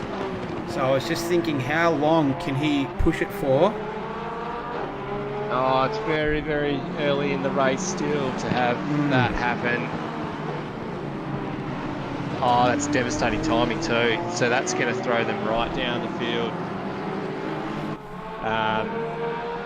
Awkward timing too. He would need to. Yeah. Awkward timing with probably a driver swap. The pit stop time. So they're going to need to get that done and get around the track again, and then get in and get the pit stop done. So really, it's almost like a double penalty. Almost. That's really harsh. Poor timing. That's very unfortunate. Oh, he'll be kicking himself. We know the quality driver that he is. Yeah. And that's a tough one. Might not have all been him. It might have, it does accumulate. It doesn't reset when the new driver gets in. Yeah. And he's into the pits. Serving it now. Yeah. Yeah, I just saw it. Just sort of was thinking, keep an eye on it. So Ardoin moves through to P2. So the Pan Am racing Porsche right now in a very, very favourable position. They're still chasing down the G League Esport team though. Bourget is still in the car. He's double stinting. He's about 6.5 minutes away from completing his second stint. So he'll hand over, you'd have to assume, to the next driver, which would be the car number 86. They're a 4-driver team, so we'll see whoever he hands over to at the next pit stop. So that's not too far away. The 92, and that is the 603 Aston Martin. Whoa, tell you what, rugby league is back, and that was a decent old whack there between those guys. Let's catch the replay and see how that all came about. Coming up the front straight here into turn 1, he's got a car. That's Hobbs coming out of the pits after he served his penalty. So possibly just got into their field of vision there. Maybe just lost sight of the brake marker, broke his concentration, and that was enough to have a little bit of argy-bargy there. I think it was Santon in the E1 SimSport 603 Aston Martin. So we'll see if the stewards decide to take any action on that. Hobbs has got a stop-go penalty now, 30 seconds. So that would be for speeding in the pit lane. So what was disastrous has now just become a complete catastrophe for the 45 Porsche. It's like Ocon in the Formula 1 last weekend. That one penalty after another. Yes. So things have just gone from bad to worse for the 45 Porsche. And have a look at this gaggle of cars that we got here right now. It's on for young and old too. This is Zimmerman. That's Mitch Hobbs, who's just recently received that penalty. And he's got a bunch of traffic in front of him right now. That was the cheaper than therapy Aston Martin getting out of the way there. And Hobbs wisely decides, now's the perfect time to serve this stop-go penalty. Something that has occurred there, which I thought is a little bit odd, and I didn't think it actually happened, is that when Hobbs served that drive-through penalty, it reset his driver time, which I didn't think the game did that. So he's now got that stop-go. He'll be pretty close to the end of his fuel load as well, no doubt. So that's going to be basically almost 3 pit stops in a row as that's Matt Byrne running wide as well. So turn 4. So we're just having a look at Roger and Rodriguez manages to get the job done. So the ZR boys just drops down. We'll just catch a replay of that. There's the Gorilla Team Aston Martin 249. Rodriguez just pulls out of the draft, sends it down the inside of the right-hander. Nice work, nice and clean. Tidy move, and all sorted. So, nice job to him as we go back to live pitches. This is Hobbs. He's lost a position there, I think, no, that's LaRock. How do I So one thing to note, that when Hobbs was in that gaggle of cars that were all fighting for position, he was a lap ahead of them. So now he's got another pit stop to do. He's going to be right amongst that group of cars. So he's still got a drive-through penalty next to his name. I don't know how that is that. So because he served the drive-through, then he got the stop-go penalty for speeding in the pits. And now he's got another drive-through penalty. I think that's what's happened. I have no idea. I thought he drove straight through the pits. I'm not. Unless when he was on that previous lap and he had that stop-go 30, he's run track limits again and got another drive-through. Well, this is. Whatever is happening right now, Mitch Hobbs will not be very happy about it at all. So it says that he's on track in P4. As that drive-through penalty, he was 4 seconds behind the 969 McLaren. So he's going to have to serve another drive-through. Where is he? He's coming through now. That looks like it's the 912 Pan Am Racing Porsche, and that's the 52 as well, belonging to Frizzer. And he is... Borges has 1:20 left on his stint timer. He's going to want to hope that there's no issues. Close. He's cutting it very, very fine. Yes. So Hobbs serves the drive-through penalty. Drive-through cleared. All done. Let's keep an eye on Borges now in the 86 Ferrari. Who's he going to hand it over to? Lavost, Defang, or Florent? Let's see. It's... Oh, got less than a minute right now. This is cutting it as absolutely close as you want to. 40 seconds left. He's going to just do it here, but that's... And Ardoin cut it super close as well. He was a minute 3 as well, and he's going to get in there with about 25 seconds to spare. Yeah, it's 26. Very, very fine. Whew. Alright, that was super close. Just want to point out, you can see the 24-hour sticker there on the front of the car. It was asked that all cars incorporate that into their livery this weekend, and I think all have, so just a little fun fact. Drive-through penalty for car number 46, causing a collision. That is Zimmerman. Right. He's sitting there in P5. I think that's the yellow engine racing team entry. And they've copped a drive-through penalty. So we saw him just involved a little bit of... Was it with Hobbs, I think? Did we see him scrapping with? Can't remember. So now Hobbs pits to actually do his pit stop. Yes. After all of that. So it's just devastating. That's painful for that team. So this is pit stop number 5 for them. So if you were in that team, you'd be saying, Mitch, jump out of the car. Chill, jump out. It's, they're just devastating that. That's tough for any team. Here's the MW Teakle Sports Group entry, the Triple Eight. Just lost a spot to the team on the charge right now. The 92 Team SMS Porsche. So the drive-through is cleared there, all sorted. So the 45 Porsche down there in P11 right now. But these guys have done a fantastic job.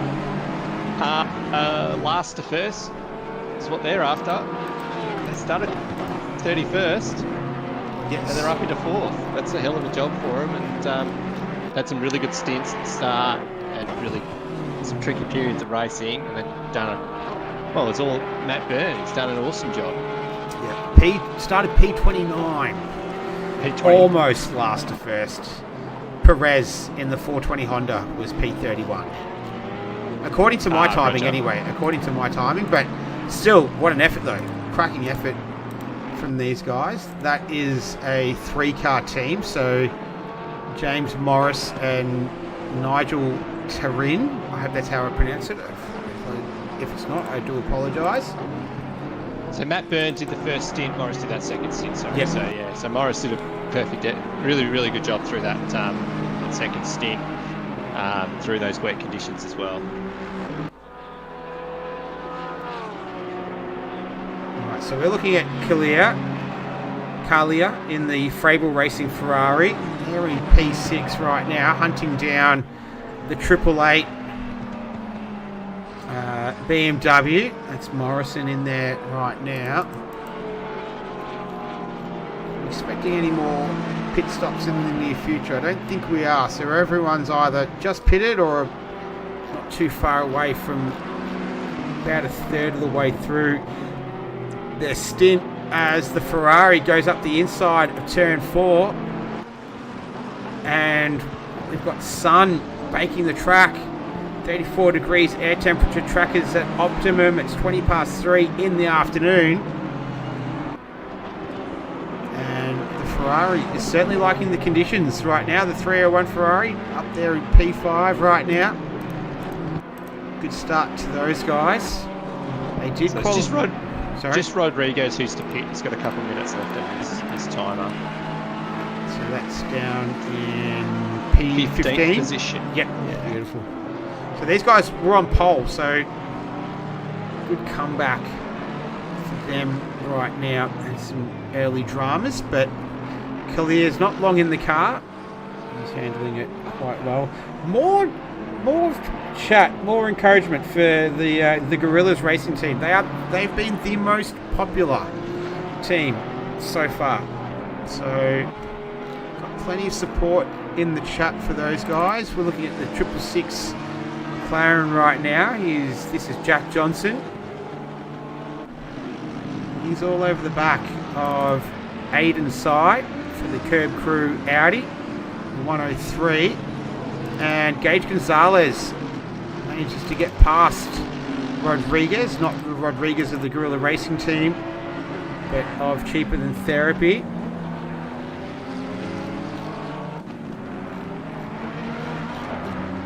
So I feel like the race has just started to settle down again after the weather that we had, sort of the different strategies that put different people on, and the dry weather has been around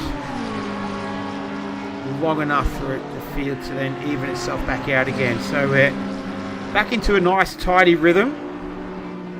We've gone more than 2 hours right now, 2 hours and almost 2.25 hours. This has been fun. This has been good times. It's 3:21 in game time. And our leader has pitted and changed drivers, so it's Lavost in the car right now. So that happened about 5 minutes ago. So Florian Bourges did a double stint to begin the race, and they cut it extremely fine, and Lavost is now in the car for the G League Esports team. And their gap right now is 55 seconds over the Pan Am Racing Porsche 912. We've got Vince Smith in the car. Alex Ardoin did the first 2 stints. They're a 6-driver team, so plenty of drivers to share the load over the 24 hours. LaRock in the 969 GTMR McLaren. He's a further 11 seconds back. And then you've got Byrne, who we've talked about a fair bit. So started in P29 and have worked their way up into P4. So having a cracking start the first couple of hours to this one. Carlia in there in 5th. Morrison in 6th. Santon in 7th.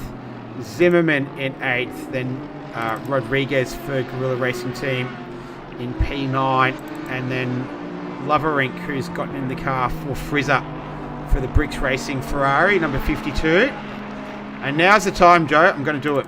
I'm going to press F7. Let's have a look, eh? Alright, so hang on. I'm so nervous doing this. Here we go. So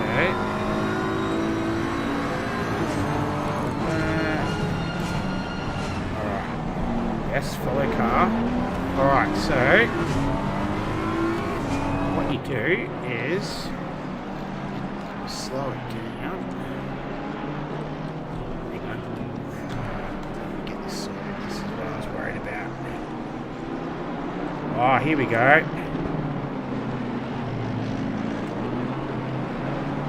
There we go. I think Joe's off watching the car racing right now, the V8s. No, I'm oh, you're watching? Yeah, you're watching. All right. I was like, you've left me. You've left me. Just be quiet, letting you work your magic on the. I'm seriously I'm so nervous doing this. It's like crazy. My heart's going crazy right now. There you go. So I hope that gives it a bit better of a look at it for everyone that we're talking about before. That is cool. So it's obviously it's got big front teeth there, and they've used the grille for that. So there you go. That's the 888 MW Teagle Sports Group entry. We'll have a look at it. I don't want to get. That's cool. It's really, really well done. You've done a great job of that livery. I don't want to get too ahead of myself here. We'll just see if we can just have look at the attention to detail. Yeah, very nice. So there we go. Hope everyone enjoyed that. Now we've got to get back. So I think if I go F3. There. Oh, look at that! I did it. All right. Good stuff. Woo! You're on it, mate. You're all over it. Mate, I was legitimately nervous doing that. Now that we're at that point, go to Jake Johnson and Xu Chen, who have just changed positions down there in 16th and 17th. They've got a nice little battle going on between them. Right, so this is... Oh, yeah, the 93 Porsche. So these guys have had a nice comeback. They disconnected earlier on in the race. And they've moved their way up into P16. Still the owners of the fastest lap. And we're back to live action now. Hurst and Sai down there in 19th and 20th. I think the chat liked that one, Joe. They were pretty happy with that. Good to hear. That was seriously nerve-wracking. Loverink. Skylar Loverink in P9 right now. He's chasing down everyone's favourite team, the Gorilla Racing team. Santon is in that Aston Martin right now. They're going to go side by side into turn 1, down the front straight. Nice move. We've seen plenty of overtakes happen through there. Part of the circuit, notorious for it, and lives up to its reputation. So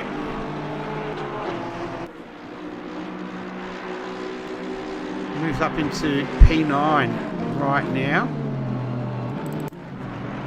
We've got the number 298 SOYUZ Motorsport. Polikarpov, I believe, is the surname. That's the best I can do with that.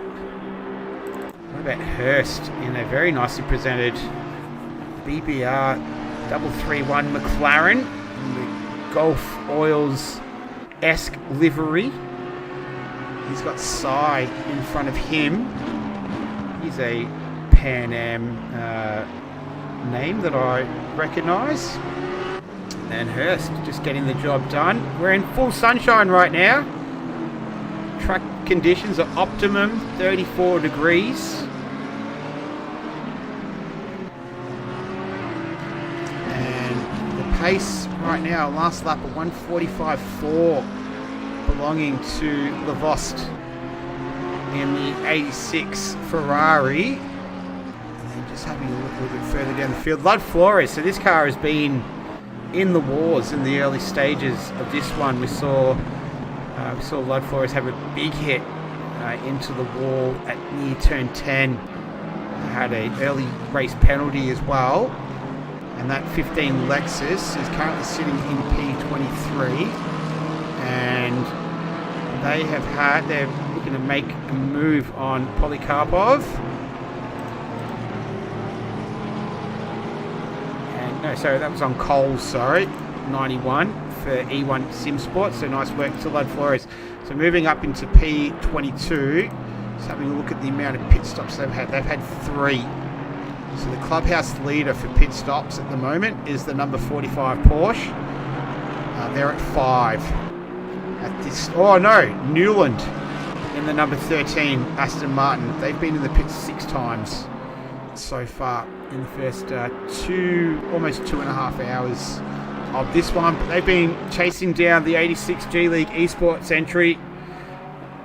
They're on it right now. Last lap around of 44.832, so these conditions are not far off. They're perfectly suited for them. Vince Smith in the Porsche, he's done a 50.3 50 flat, so it looks like had some sort of issue along the way. He was stuck behind a bit of lap traffic as well, and it hasn't helped him at all. He's lost quite a lot of time to LaRoche in 3rd place there. Here we go, Flores working his way up onto the rear of Polikarpov right now, the 298 Aston Martin. Just having a look at who's had the biggest rises and the biggest fallers. So 25 spots. There's the 92 Porsche up into P4, starting from P29. We've talked about that already. The number 69 McLaren up there in P15. They started 30th. Pretty much the two biggest. The biggest fallers is the car that we're looking at in the foreground there, the number 2298 Aston Martin. They started 7th, currently sitting P21, so they've got 14 spots in the opening stages of this one. And race has really settled back down again after the weather, after the pit stops. We're still at least a good half an hour away from the next round. 65-minute driver limits as Lud Flores ducking out of the slipstream up the inside into turn 1 and gets it done. So the number 15 Lexus moves up another spot into P21 for now. It's going to be chasing down the 103 Audi. That Gage Gonzalez.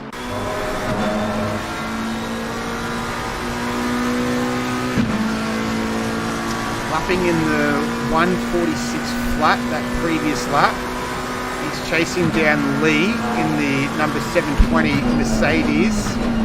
He did a 47.5 that last lap around. So these guys had an issue with their first pit stop. They came in, pitted, and then stop again to the back end. Just wanted to step out there as he makes his way around turn 3, the long right-hander.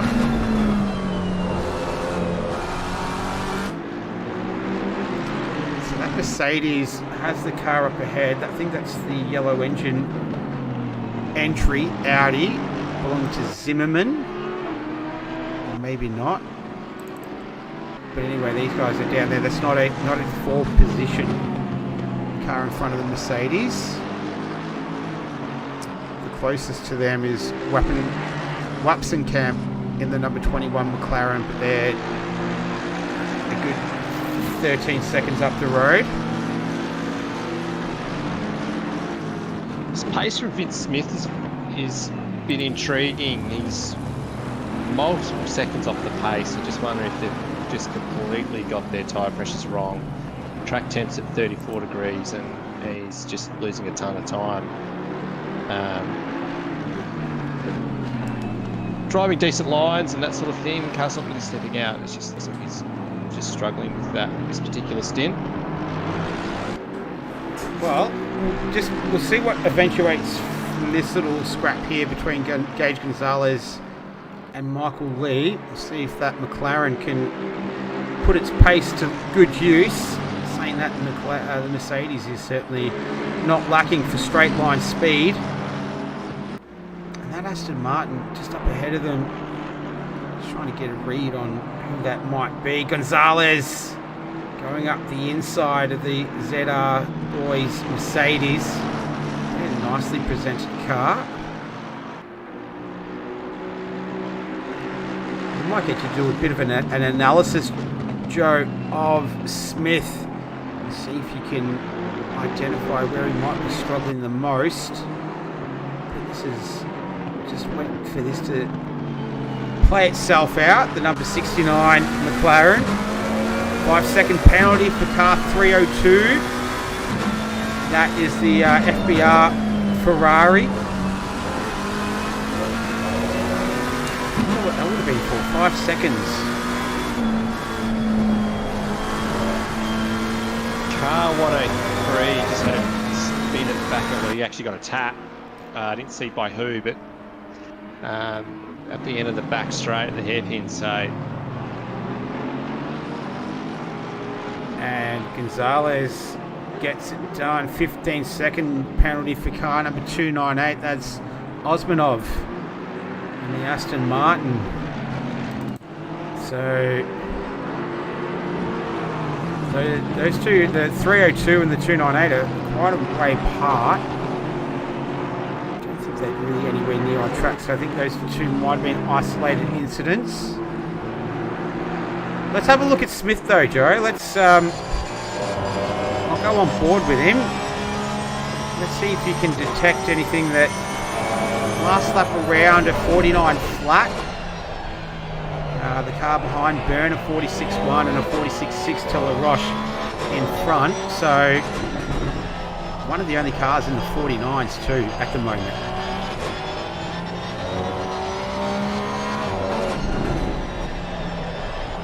Does look like he's going to have a slightly better lap this time.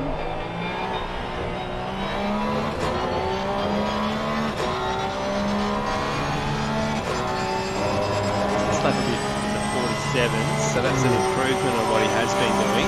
Yep. Was it 46.9 actually, so he was quicker on that lap than LaRoche ahead of him. Yep. And Matt Byrne back behind. So similar times across there. I think he's might just be that he's taken a while to get in the groove, or tyre pressures to get up, or something like that. Or they were running too high and he just had to back it off and come back to him.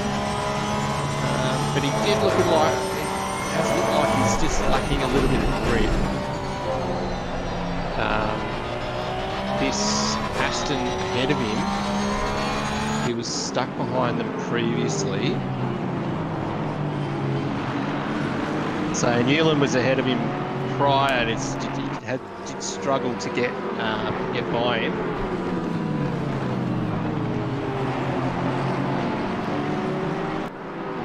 So he's the car that he's chasing, those the only one up ahead. So in front of the Aston Martin is the other unliveried McLaren, the 969 of LaRoche. So he's just picking his way through traffic. The Nissan doing a really good job of getting out of the way there for everyone. Oh yes, I saw the yellow. I wasn't shouting yes for it happening. I was like, yeah, I saw the yellow next to his name. See just what happened there. We'll do a quick replay. We'll go on board. Very precarious position here. Oh, he's just... Oh, he got in a little bit too deep. Had to recover. I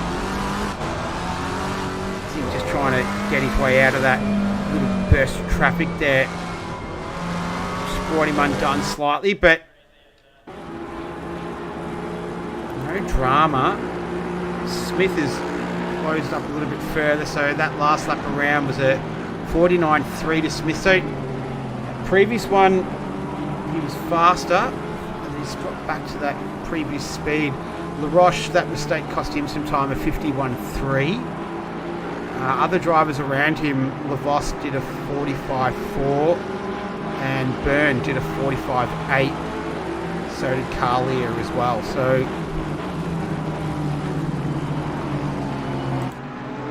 seems to be coming and going, whatever it is that's ailing the Pan Am 912 entry. Yeah, it's ebbs and flows amongst both of them. The gap's just over a second now. Bit of lap traffic and that sort of thing is definitely impacting those two as they're heading through the field.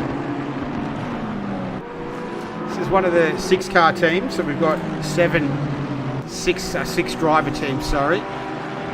So Ardoin did the first stint. They've still got Shuffler, Jashke, Gutsiker and Bennett still to jump in the car at various stages through this one. We'll keep an eye on Smith. Race is really just evened out right now, so relatively decent gaps in most places. This is one of the closest ones. The other one is Loverink in P8 right now. The 52 Ferrari just chasing down Stanton in the 603 Aston Martin. Heather Ann in the chat is cheering on the car that Vince Smith is chasing down right now, the 969 McLaren. So the Roche, that last lap around, did a 46.7. Smith did a 47.12. So to your point, Joe, it ebbs and flows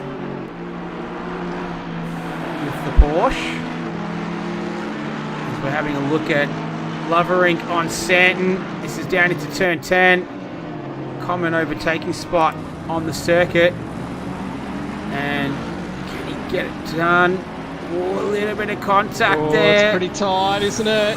That was very tight indeed. I thought, if he clipped him a millimetre or two more to the left or to the right, he might have turned him around. But No such dramas.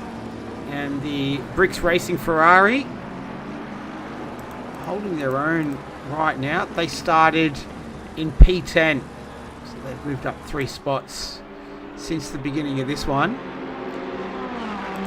They're having a good run of it. Frizzer was the first driver. I think he double stinted to begin this one. I'll just double check that. Where are we? Yeah, because we haven't seen... Oh, no, Portis the second was in there as well. I think Portis the second started, then Frizzer, and so Riordan, Falcon, and Thomas Pierce are the 2 other drivers we've not seen yet in the 52 Ferrari. So once again, we'll see them throughout the race. I'm just having a look at stint timers. Still a good sort of 20 odd minutes away, 20 to 25, before we see another round of pit stops. Cars do need to do a brake change as well, which would be very familiar to anyone that most Australians watching. Definitely Bathurst. You see that? So, yeah, would be very familiar with that. When are you thinking of the brake changes, Joe? The what? There's a mandatory brake change they need to do. Oh, in the there race. is. Yeah, sorry.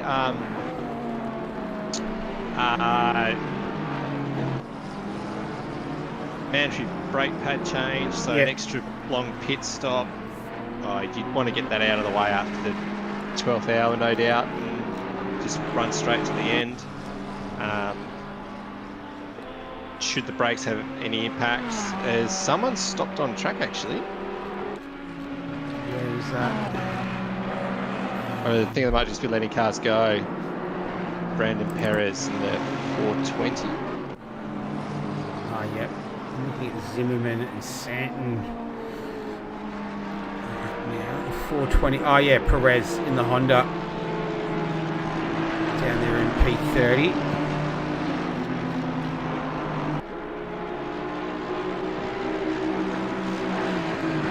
Wilson Fernandez cheering on the number 52. Briggs Ferrari. Oh, they make contact.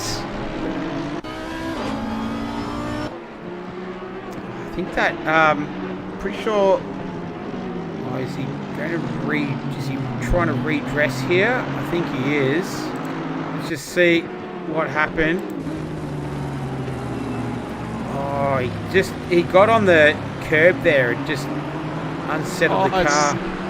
Still going on too. He's just lost a position to Rodriguez then as well after all of that. Alright, we'll get back to it in 3, 2, 1. Back to live pictures now. Let's see if we can go to the replay and see what happened. Oh, there it was. So just he goes around, almost goes around. Looks like he just missed his braking point there. And he'll continue on. Rodriguez is hunting down Santon now, so we're back to live pictures. The Gorillas Racing team.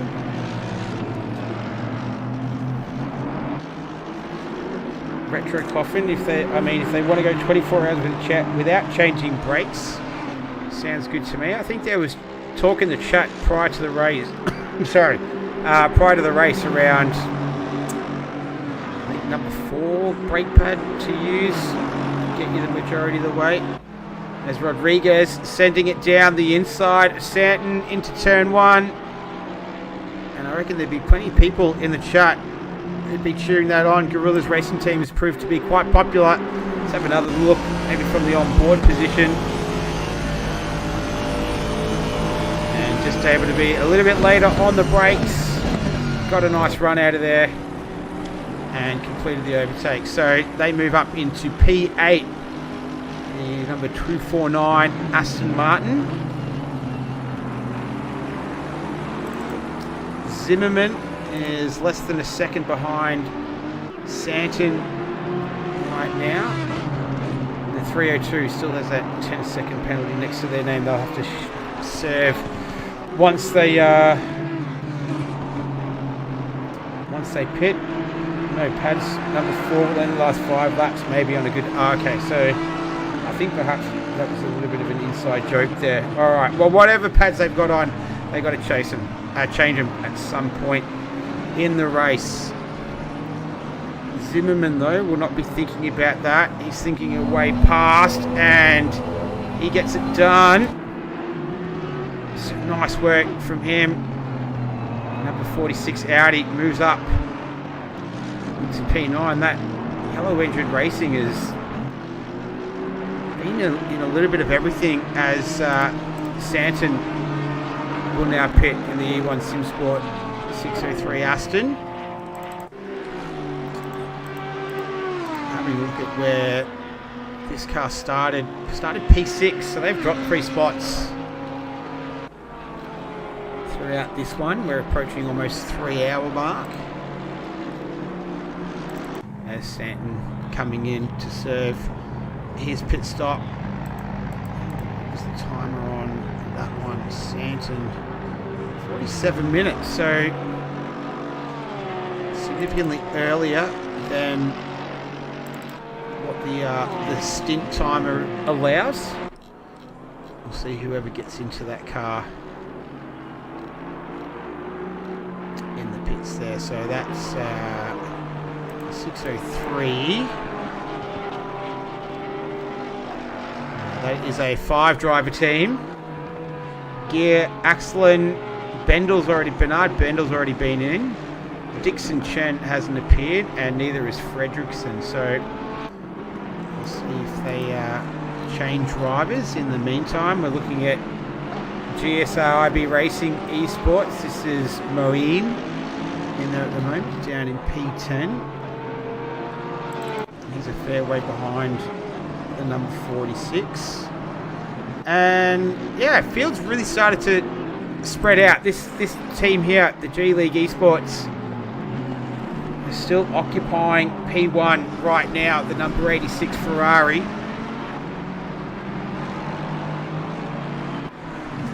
He's done a solid job all day. They've easily the quickest pace, consistently on track, and they're doing a really good job of it. The other car that's pretty quick at the moment is Skylar Loverink in the 52,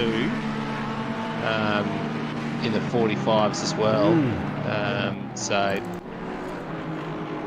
yeah, now that we've got a good stint of dry track running, sun's out, there's no chance of it really changing for a while. There's nothing forecast for it. Yeah, everyone's getting in the groove now. Things are kind of settling down. There's another 20 minutes before the end of these stints. The stints have all kind of come together a lot closer. So yeah, it's all playing out. Yeah, it's always going to be a hectic start. It'll just settle down and through to the night times in the next 4 hours, I'd suspect, unless there's rain, it'll be pretty standard, pretty consistent running.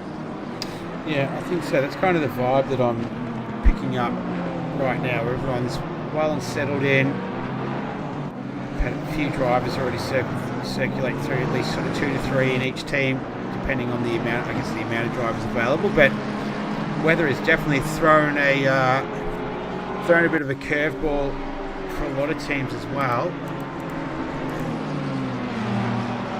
And so we've got stints probably kicking off in about the next 10 minutes, next round of pit stops.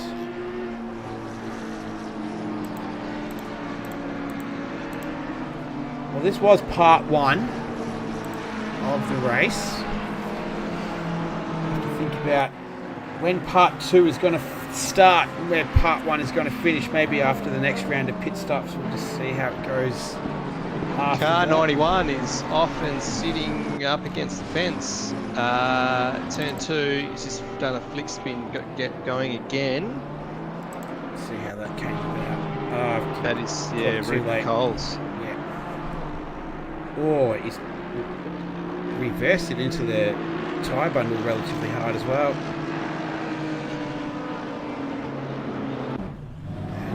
flick spin. And away he goes. Right, back to live action. So he's got a little bit of cosmetic damage, it looks like, at least. Down there in P23. But yeah, field well and truly spread out right now. Vince Smith still circulating 47.5.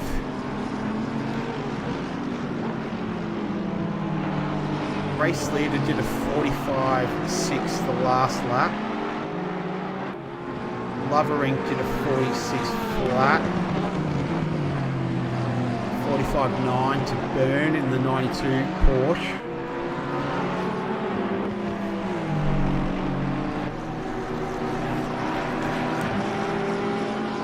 Yeah, race just petering along at the moment.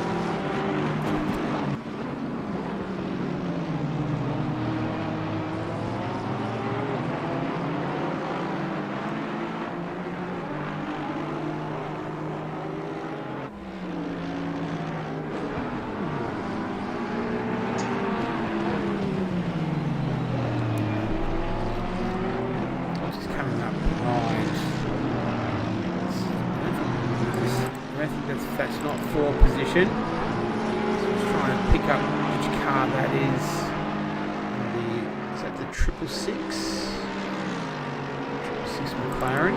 Yeah, it was. Yeah, this is Jake Johnson of Speed and Demons.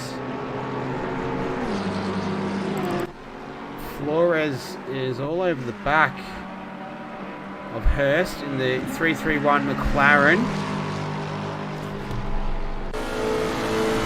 Out of the draft, sends it up the inside, and textbook stuff from Lud Flores. So the number 15 Lexus moves up another spot. We've said that a few times recently, and they're currently sitting P19 right now after a very interesting start to the race.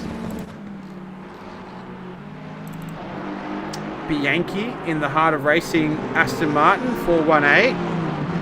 He's just tucked in behind. Is that the 912 Porsche, or was it the 911 Pan Am Porsche? No, it was the 912, I think. He did get out of the way, so letting those guys come through.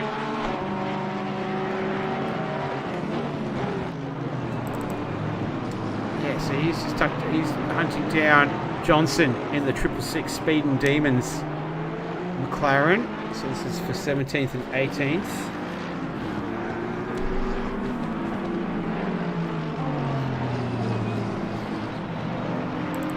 Osmanov, another car that's close on circuit.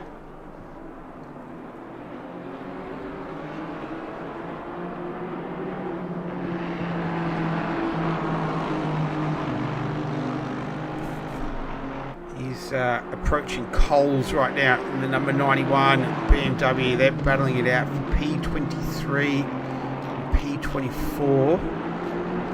Pretty much the two closest cars on track. As we go on board, he sends it down the inside of turn 5, the left-hander, heads down the hill, takes the spot away. So the SOYUZ Motorsport entry moves up into P23. Shen, he's closing in. So this car's comeback continues. That's the Honda. I reckon that'd be the 420 Honda of belonging to Perez. Brown's in the pits again. How long they've been in there for?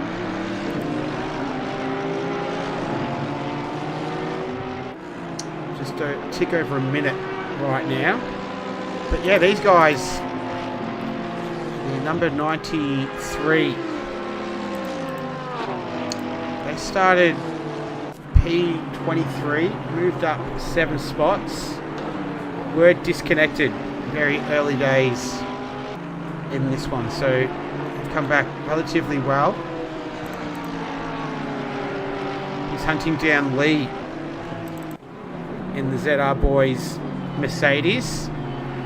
15th and 16th respectively to these two. Chen did a 46.4 on that previous lap. 48.9 to Lee. So significant pace advantage to Chen.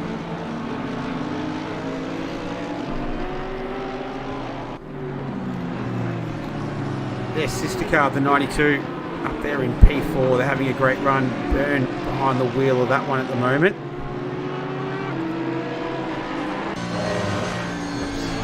Chen is what we wanted. They go up through turn 9. Seeing plenty of road for taking here at turn 10. Lee forcing him around the outside.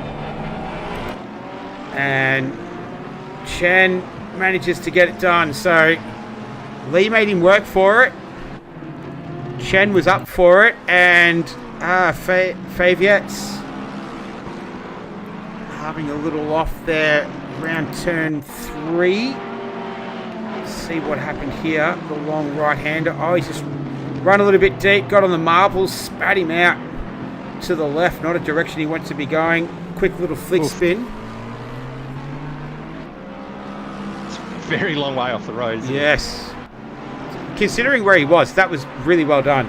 He handled that very nicely. Back to this little scrap here between Chen and Lee for 15th and 16th. This is continuing on between the ZR Boys Mercedes and the SMS Racing Porsche.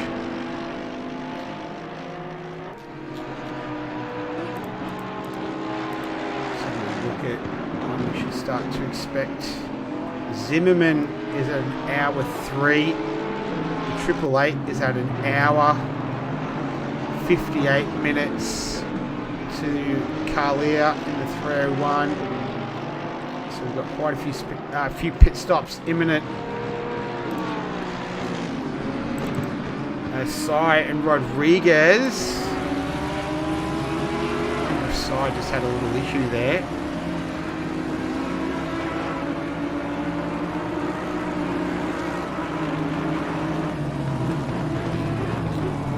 Has he got a drama here? Number P22.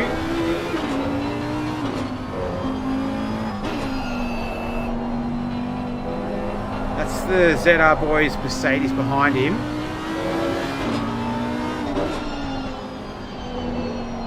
So that's the car we were looking at earlier. He just seemed to have had that moment he's just trying to recover from. Yeah.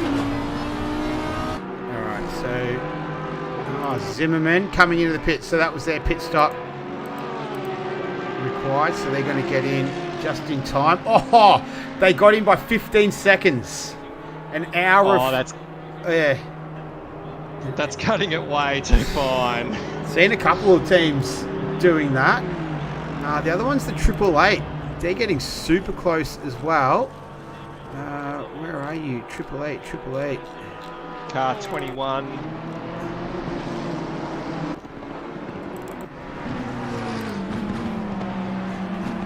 There's another one that's super tight.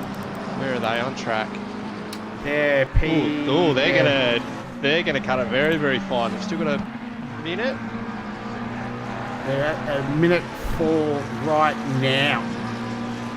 Yeah, it'll be tight, but they'll should get there provided nothing else happens. Well, the 888 is at a minute 2 and 15 seconds. So they'll probably be able to just scrape in as well.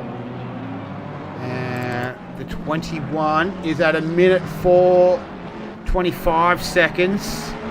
So they're going to cut it super fine as he darts into the pits now.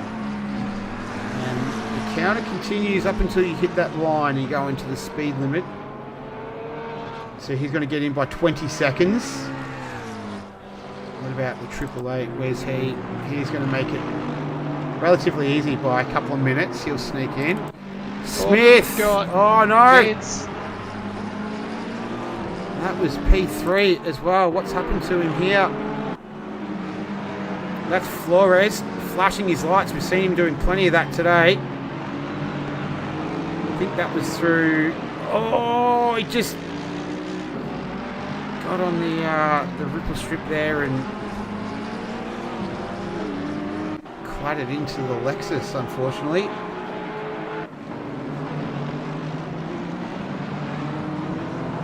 So the 302 Ferrari, they're due for a pit stop now. They're at 1 hour and 2 minutes. So they should get in without any dramas. The 91 BMW got in all right. Oh, Perez in the 420. They're at 1 hour and 4 minutes now. They're not going to make it. So down there in P30. And I think it'd be a miracle if they make it through here. He's considering he's only coming through turn 5 now. So we might see a penalty against his name coming up. Fayette, he's going to be very, very tight right now. He's at 1 hour and 3 minutes. Cutting it very, very fine. Carlia at 1 hour and 2 minutes and 40 seconds. So quite a few teams running it so close to the wire. And Perez, he's 5 seconds away, so he's going to miss out by about 20 odd seconds here. And there's the timer, so they'll get the penalty. There is drive-through penalty. Exceeding the stint timer, and the 302 Ferrari would not want to have an off here because they're at 1 hour and 3 minutes 50. So they're cutting it super fine. The 302 Frable Racing Ferrari in P9 at the moment. Yeah, so they're trying to push it as far as they can out to the end of the fuel load and that timer stint. So that's probably another 20 minutes or so before this round of pit stops kind of finish. And the field is set again. Track conditions are pretty well perfect at the moment. Temperatures are, it's about the time they're going to start dropping off. So the times will come to the drivers from here. Yeah, I think they'll definitely be enjoying it considering conditions that we've had at the beginning and a little while after the beginning of the rain. La Roche is at 1 hour, 3 minutes 30. So they'll get in without any dramas. Gonzalez is at 1 hour and 2 minutes and 20. So he'll come in at the end of this lap. Going further than that, Johnson is at 1 hour and 2 minutes and a half. So all these guys, to your point, Joe, just stretching it as far as they can. They've had their calculators out working furiously, and so far all the calculations look like they've been correct, except Perez. They copped the penalty, and it looks like we've lost one. So we're down to 30. Yeah, it looks as though there's been another disconnection out of all of that, which is an unfortunate point of the race. Drive through for car 301. That's Carlia. Oh, that could be for track limits. No, speeding. Or is that for pit lane? Yeah, speeding in the pit lane. Yep.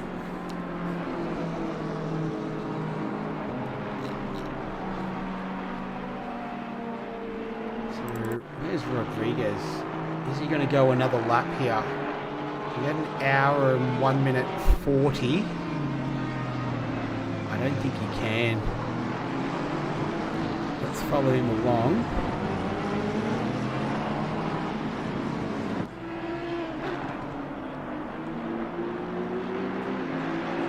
So La Roche got in with 35 seconds to spare. I reckon. Alright, no, he's going to go the safe bet. Rodriguez is going to pit. Could have possibly gone one more. Chen is another one, so he's at an hour and 1 minute 45, so we'll get to do another lap comfortably. I think that's about it for anyone that was really sort of close. Have more pit stops within the next sort of 15-20 minutes. That's the 969 McLaren. That was LaRoche, who's just come out of the pits. I'll have to wait until they go through the first sector to see if there was a driver update. That's Hasselbrock, Cooper and Katz. So Hasselbrock has been in the car already. LaRoche took over for Hasselbrock. So drive-through penalty 301. Oh, that's being served. Is that a new one? It looks like there is a new one. That's Carlier. Car 666. Carlier got that penalty for when he exited pit lane. Yep. Is it Nahij? In 20th place there. Yep. He's got Osmanov right behind him as well. So that's for position there. This is on right now. The Speeding Demons 666 McLaren. Osmanov does have a 15-second penalty next to his name as well. Oh, there's another penalty. 103. That's Carr. C car in the 103 Audi. Down there in 23rd. Stop go penalty for Rodriguez as well, which is that's 249. It's just had Nunez jump in the car. So it's 11th place. So that's just happened as well. So this is. I was getting ready to wind down and go and get something to eat, but then as all these penalties are popping up and towards the pit stops, just that little loss of concentration or the new driver coming in and not quite being on it. Just a little bit a little bit of eagerness to get going, perhaps. This is all pit stop stuff, so maybe the board is missing from pit lane. Carlier coming in. So you can see the board's there. You can see the board in the background. And Chen is heading out. Let's see if we can see anything here from the onboard. Go on it.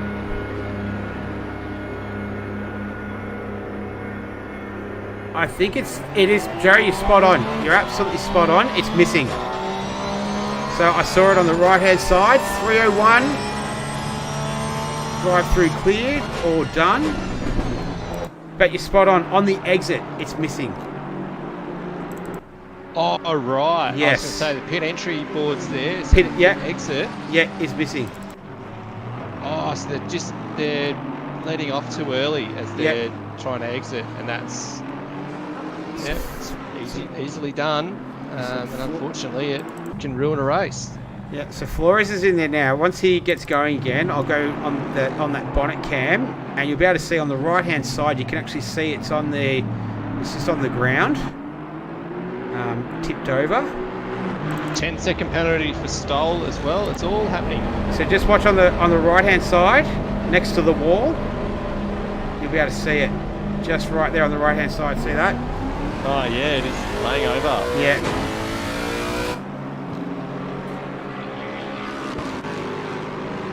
That is causing some chaos right now as Osmanov and Rodriguez, they swap positions. Flores has come out in P19. Stop go is cleared. And teams will want to get that out to their drivers as quick as they can. Let them know the exit of pit lane. The speed limit sign is not there. Rodrigo Bianchi, the heart of racing, Aston Martin. He's tucked in behind Lud Flores, who's just recently pitted.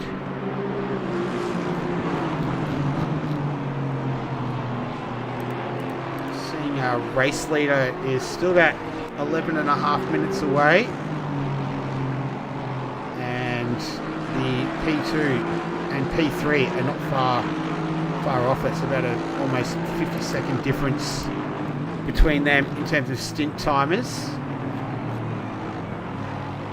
So we'll stick with this little scrap here. Flores is able to just slowly pull away there.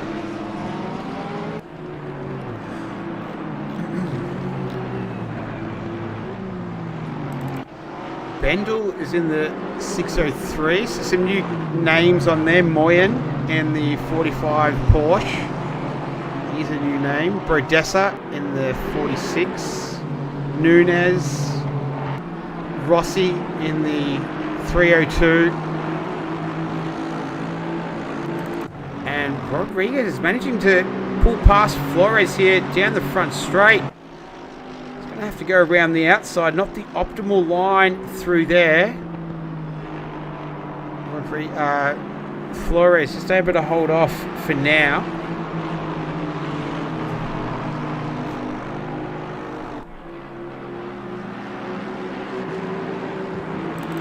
Get back to this little scrap between Rodriguez and Bianchi. Alright, so we're about... Did you catch where LaRoche lost all of that time?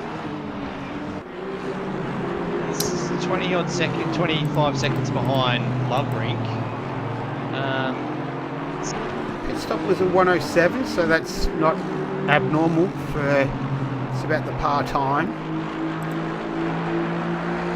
Yeah, it seems like something's gone on there around that pit stop time, because it was a lot closer. Because LaRoche was in P3, I'm pretty sure. They were up there. Oh, sorry. So Loverink and Smith and LaVos have still got a pit. So that's where that's come in. Yeah. Yeah. So that's the next 10 minutes. So should change back over now once that's done. Yeah.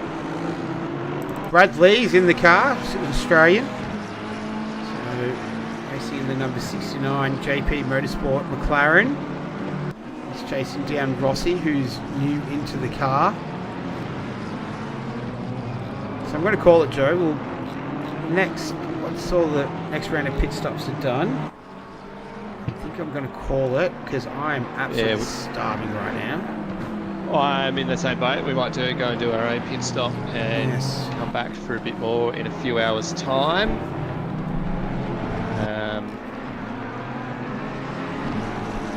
It's all pretty solid now. This, I think, was apart from those few pit stop dramas with the pit penalties. Yep. That board. It's just something you've got to be aware of. And notify your co-drivers and remind them of that as they're entering and exiting pit lane. Added dimension to endurance driving. Be a lot worse if the board on the entry to pit lane goes. Especially here. Yeah. With the two lines as well, that gets tricky, really tricky. So this is Byrne in the 92 Porsche. Guys have been on a charge since we started, so up 23 spots right now. Those two in front weren't scrapping it out for position. Is this the 45 Porsche? It is. So the one that had all the penalties earlier on, saw pretty much it was 3 laps in a row they had to either stop, go or drive through. And now they're coming under attack from the number 92 Porsche, Team SMS. This is going to be Porsche versus Porsche. Who's going to be the latest on the brakes here? It looks like it's the number 92, Bird. Nice work. Very deft touch on the brake. Able to slip up the inside of turn 1. We've seen that many times already. I'm sure we'll see that many times again. And they now occupy a top 5 position. 3 hours and 10 minutes into the race, starting almost at the end, at the very back of the field, almost the last spot, and they're now in a top 5 position. Chen, the sister car, had the disconnection issue, now moved up into P14, so that was a move for position, taking the number 69 McLaren belonging to Lee, and the car in front, this is not for position, so that Aston Martin is at the 603. Just trying to see, yeah, I think that's Bendel, yeah it is, yeah, so he's in P8 right now. Chen P14, still wanted to try and get past. It's all about unlapping himself after that disconnection, getting back on the lead lap. I think that happened after about the first hour, so better in the first hour than the last hour, and emotions would have been running pretty high if it was the last hour when that happened, but it isn't. Here we are, they're P14 right now, just on the charge to unlap themselves. A 45 flat was the last lap time, and I think they're one of the fastest cars on the circuit right now. They own the fastest lap time of a 44.357, and there he goes, taking Rossi for position. So 2 positions taken. Drive-through penalty, that's the Speed and Demons 666 McLaren. So I wonder if they've fallen victim to the missing sign. Hurst and Rodriguez. Where are you, Speed and Demons? Did you just pit? Having a look. Yeah, it is. So that is wreaking havoc right now. The speed limit sign at the end of pit lane is being hit, and you can't see it anymore. So whoever's getting in the 912 Porsche right now needs to be fully aware of that, because they're in P3. They do not want to get a penalty for this. We saw it earlier just on the ground on the right hand side.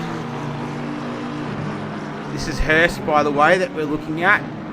Dixon Hurst trying to put the move on Rodriguez in the cheaper than therapy Aston Martin. BBR McLaren doing his best to try and get past their 4 position. Let's see, how long into the timer are you? Yeah, 45 seconds. Okay, let's just get back to Hurst, because we'll go on board and we'll see if it causes an issue for the 912 Porsche. In the meantime, Hurst tucking into the slipstream of the Aston Martin right under that rear wing. Rodriguez is going to go defensive, still slips it down the inside anyway, and not quite. And where's that Porsche? The 912 Porsche comes out, and no dramas, so they've got the message. Lee in the pits, and that's someone else traversing through the pit lane as well. That's P22, that's the 666 Speed and Demons. And for those who haven't seen it, if you just have a look on the right hand side next to the white wall, you will see the pit lane speed sign on the ground facing the wrong way, just on the right hand side next to the wall right there. And that is what is causing a bunch of dramas with drivers at the moment. So Loverink in the 52 Ferrari has made his way into the pits out of P2.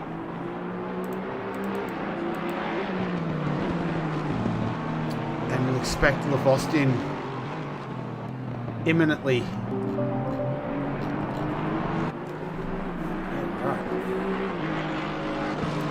So just waiting on,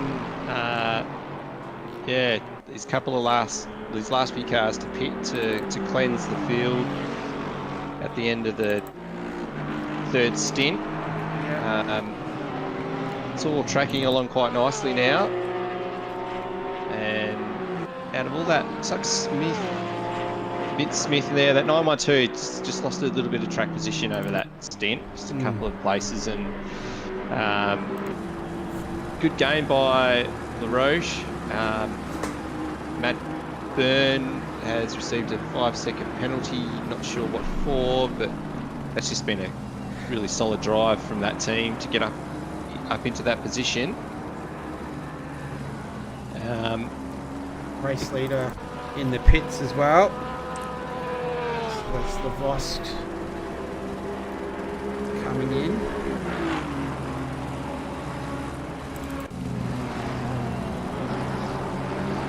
So I think that'll be just about everyone by then. Oh, the Nissan car 28 had a awkward spin on its own on the entry to the back straight. They're a fair bit on their own on track at the moment. Just checking out the replay here. So I think this has happened after. I think that spin's happened before what we can pick up on the replay. So Voss coming out now. They'll stay in the lead. No, they won't.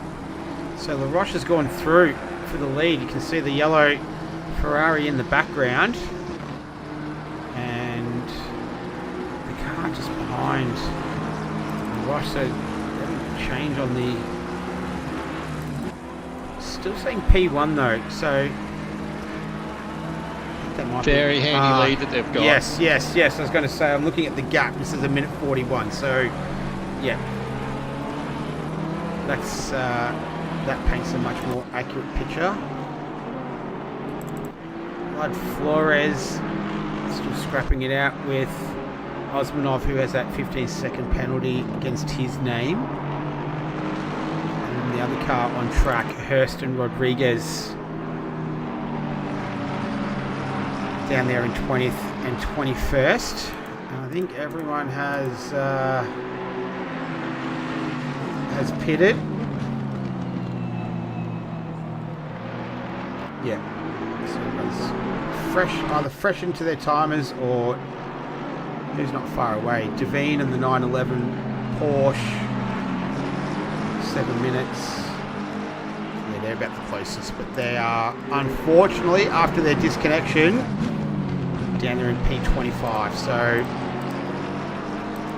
the window was pretty small for a disconnect and still remain relatively competitive, and they disconnected outside of that window, unfortunately, and if something dramatic happens, could be in for a long 20 plus hours.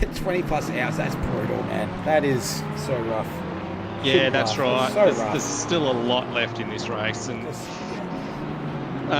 double competitive. On that note, I think we will have our own break and join you all a bit later. Yeah, that was a good first stint, although saying that, Brad Lee has had a big moment somewhere. See what happens. And he's on entry to the back straight and has decided to make the straight have a couple extra bends in it and gone that extra bit of tarmac. That back end just stepped out almost in slow motion. Well, good spot to come off though. It didn't get caught up in any gravel or anything, and no flick spins required. So, what's happened to Hurst? They don't want us to leave, Joe. They want us to stay. Yeah, I know. That's now they keep doing this to us. I need my own pit stop. Yeah, me too. Yeah. Thank you, Nick. Thank you all. We'll be back a bit later on. Yeah, we'll give you a heads up in the Discord. We'll work it out. Yeah, definitely. Well, thank you all for viewing. All right.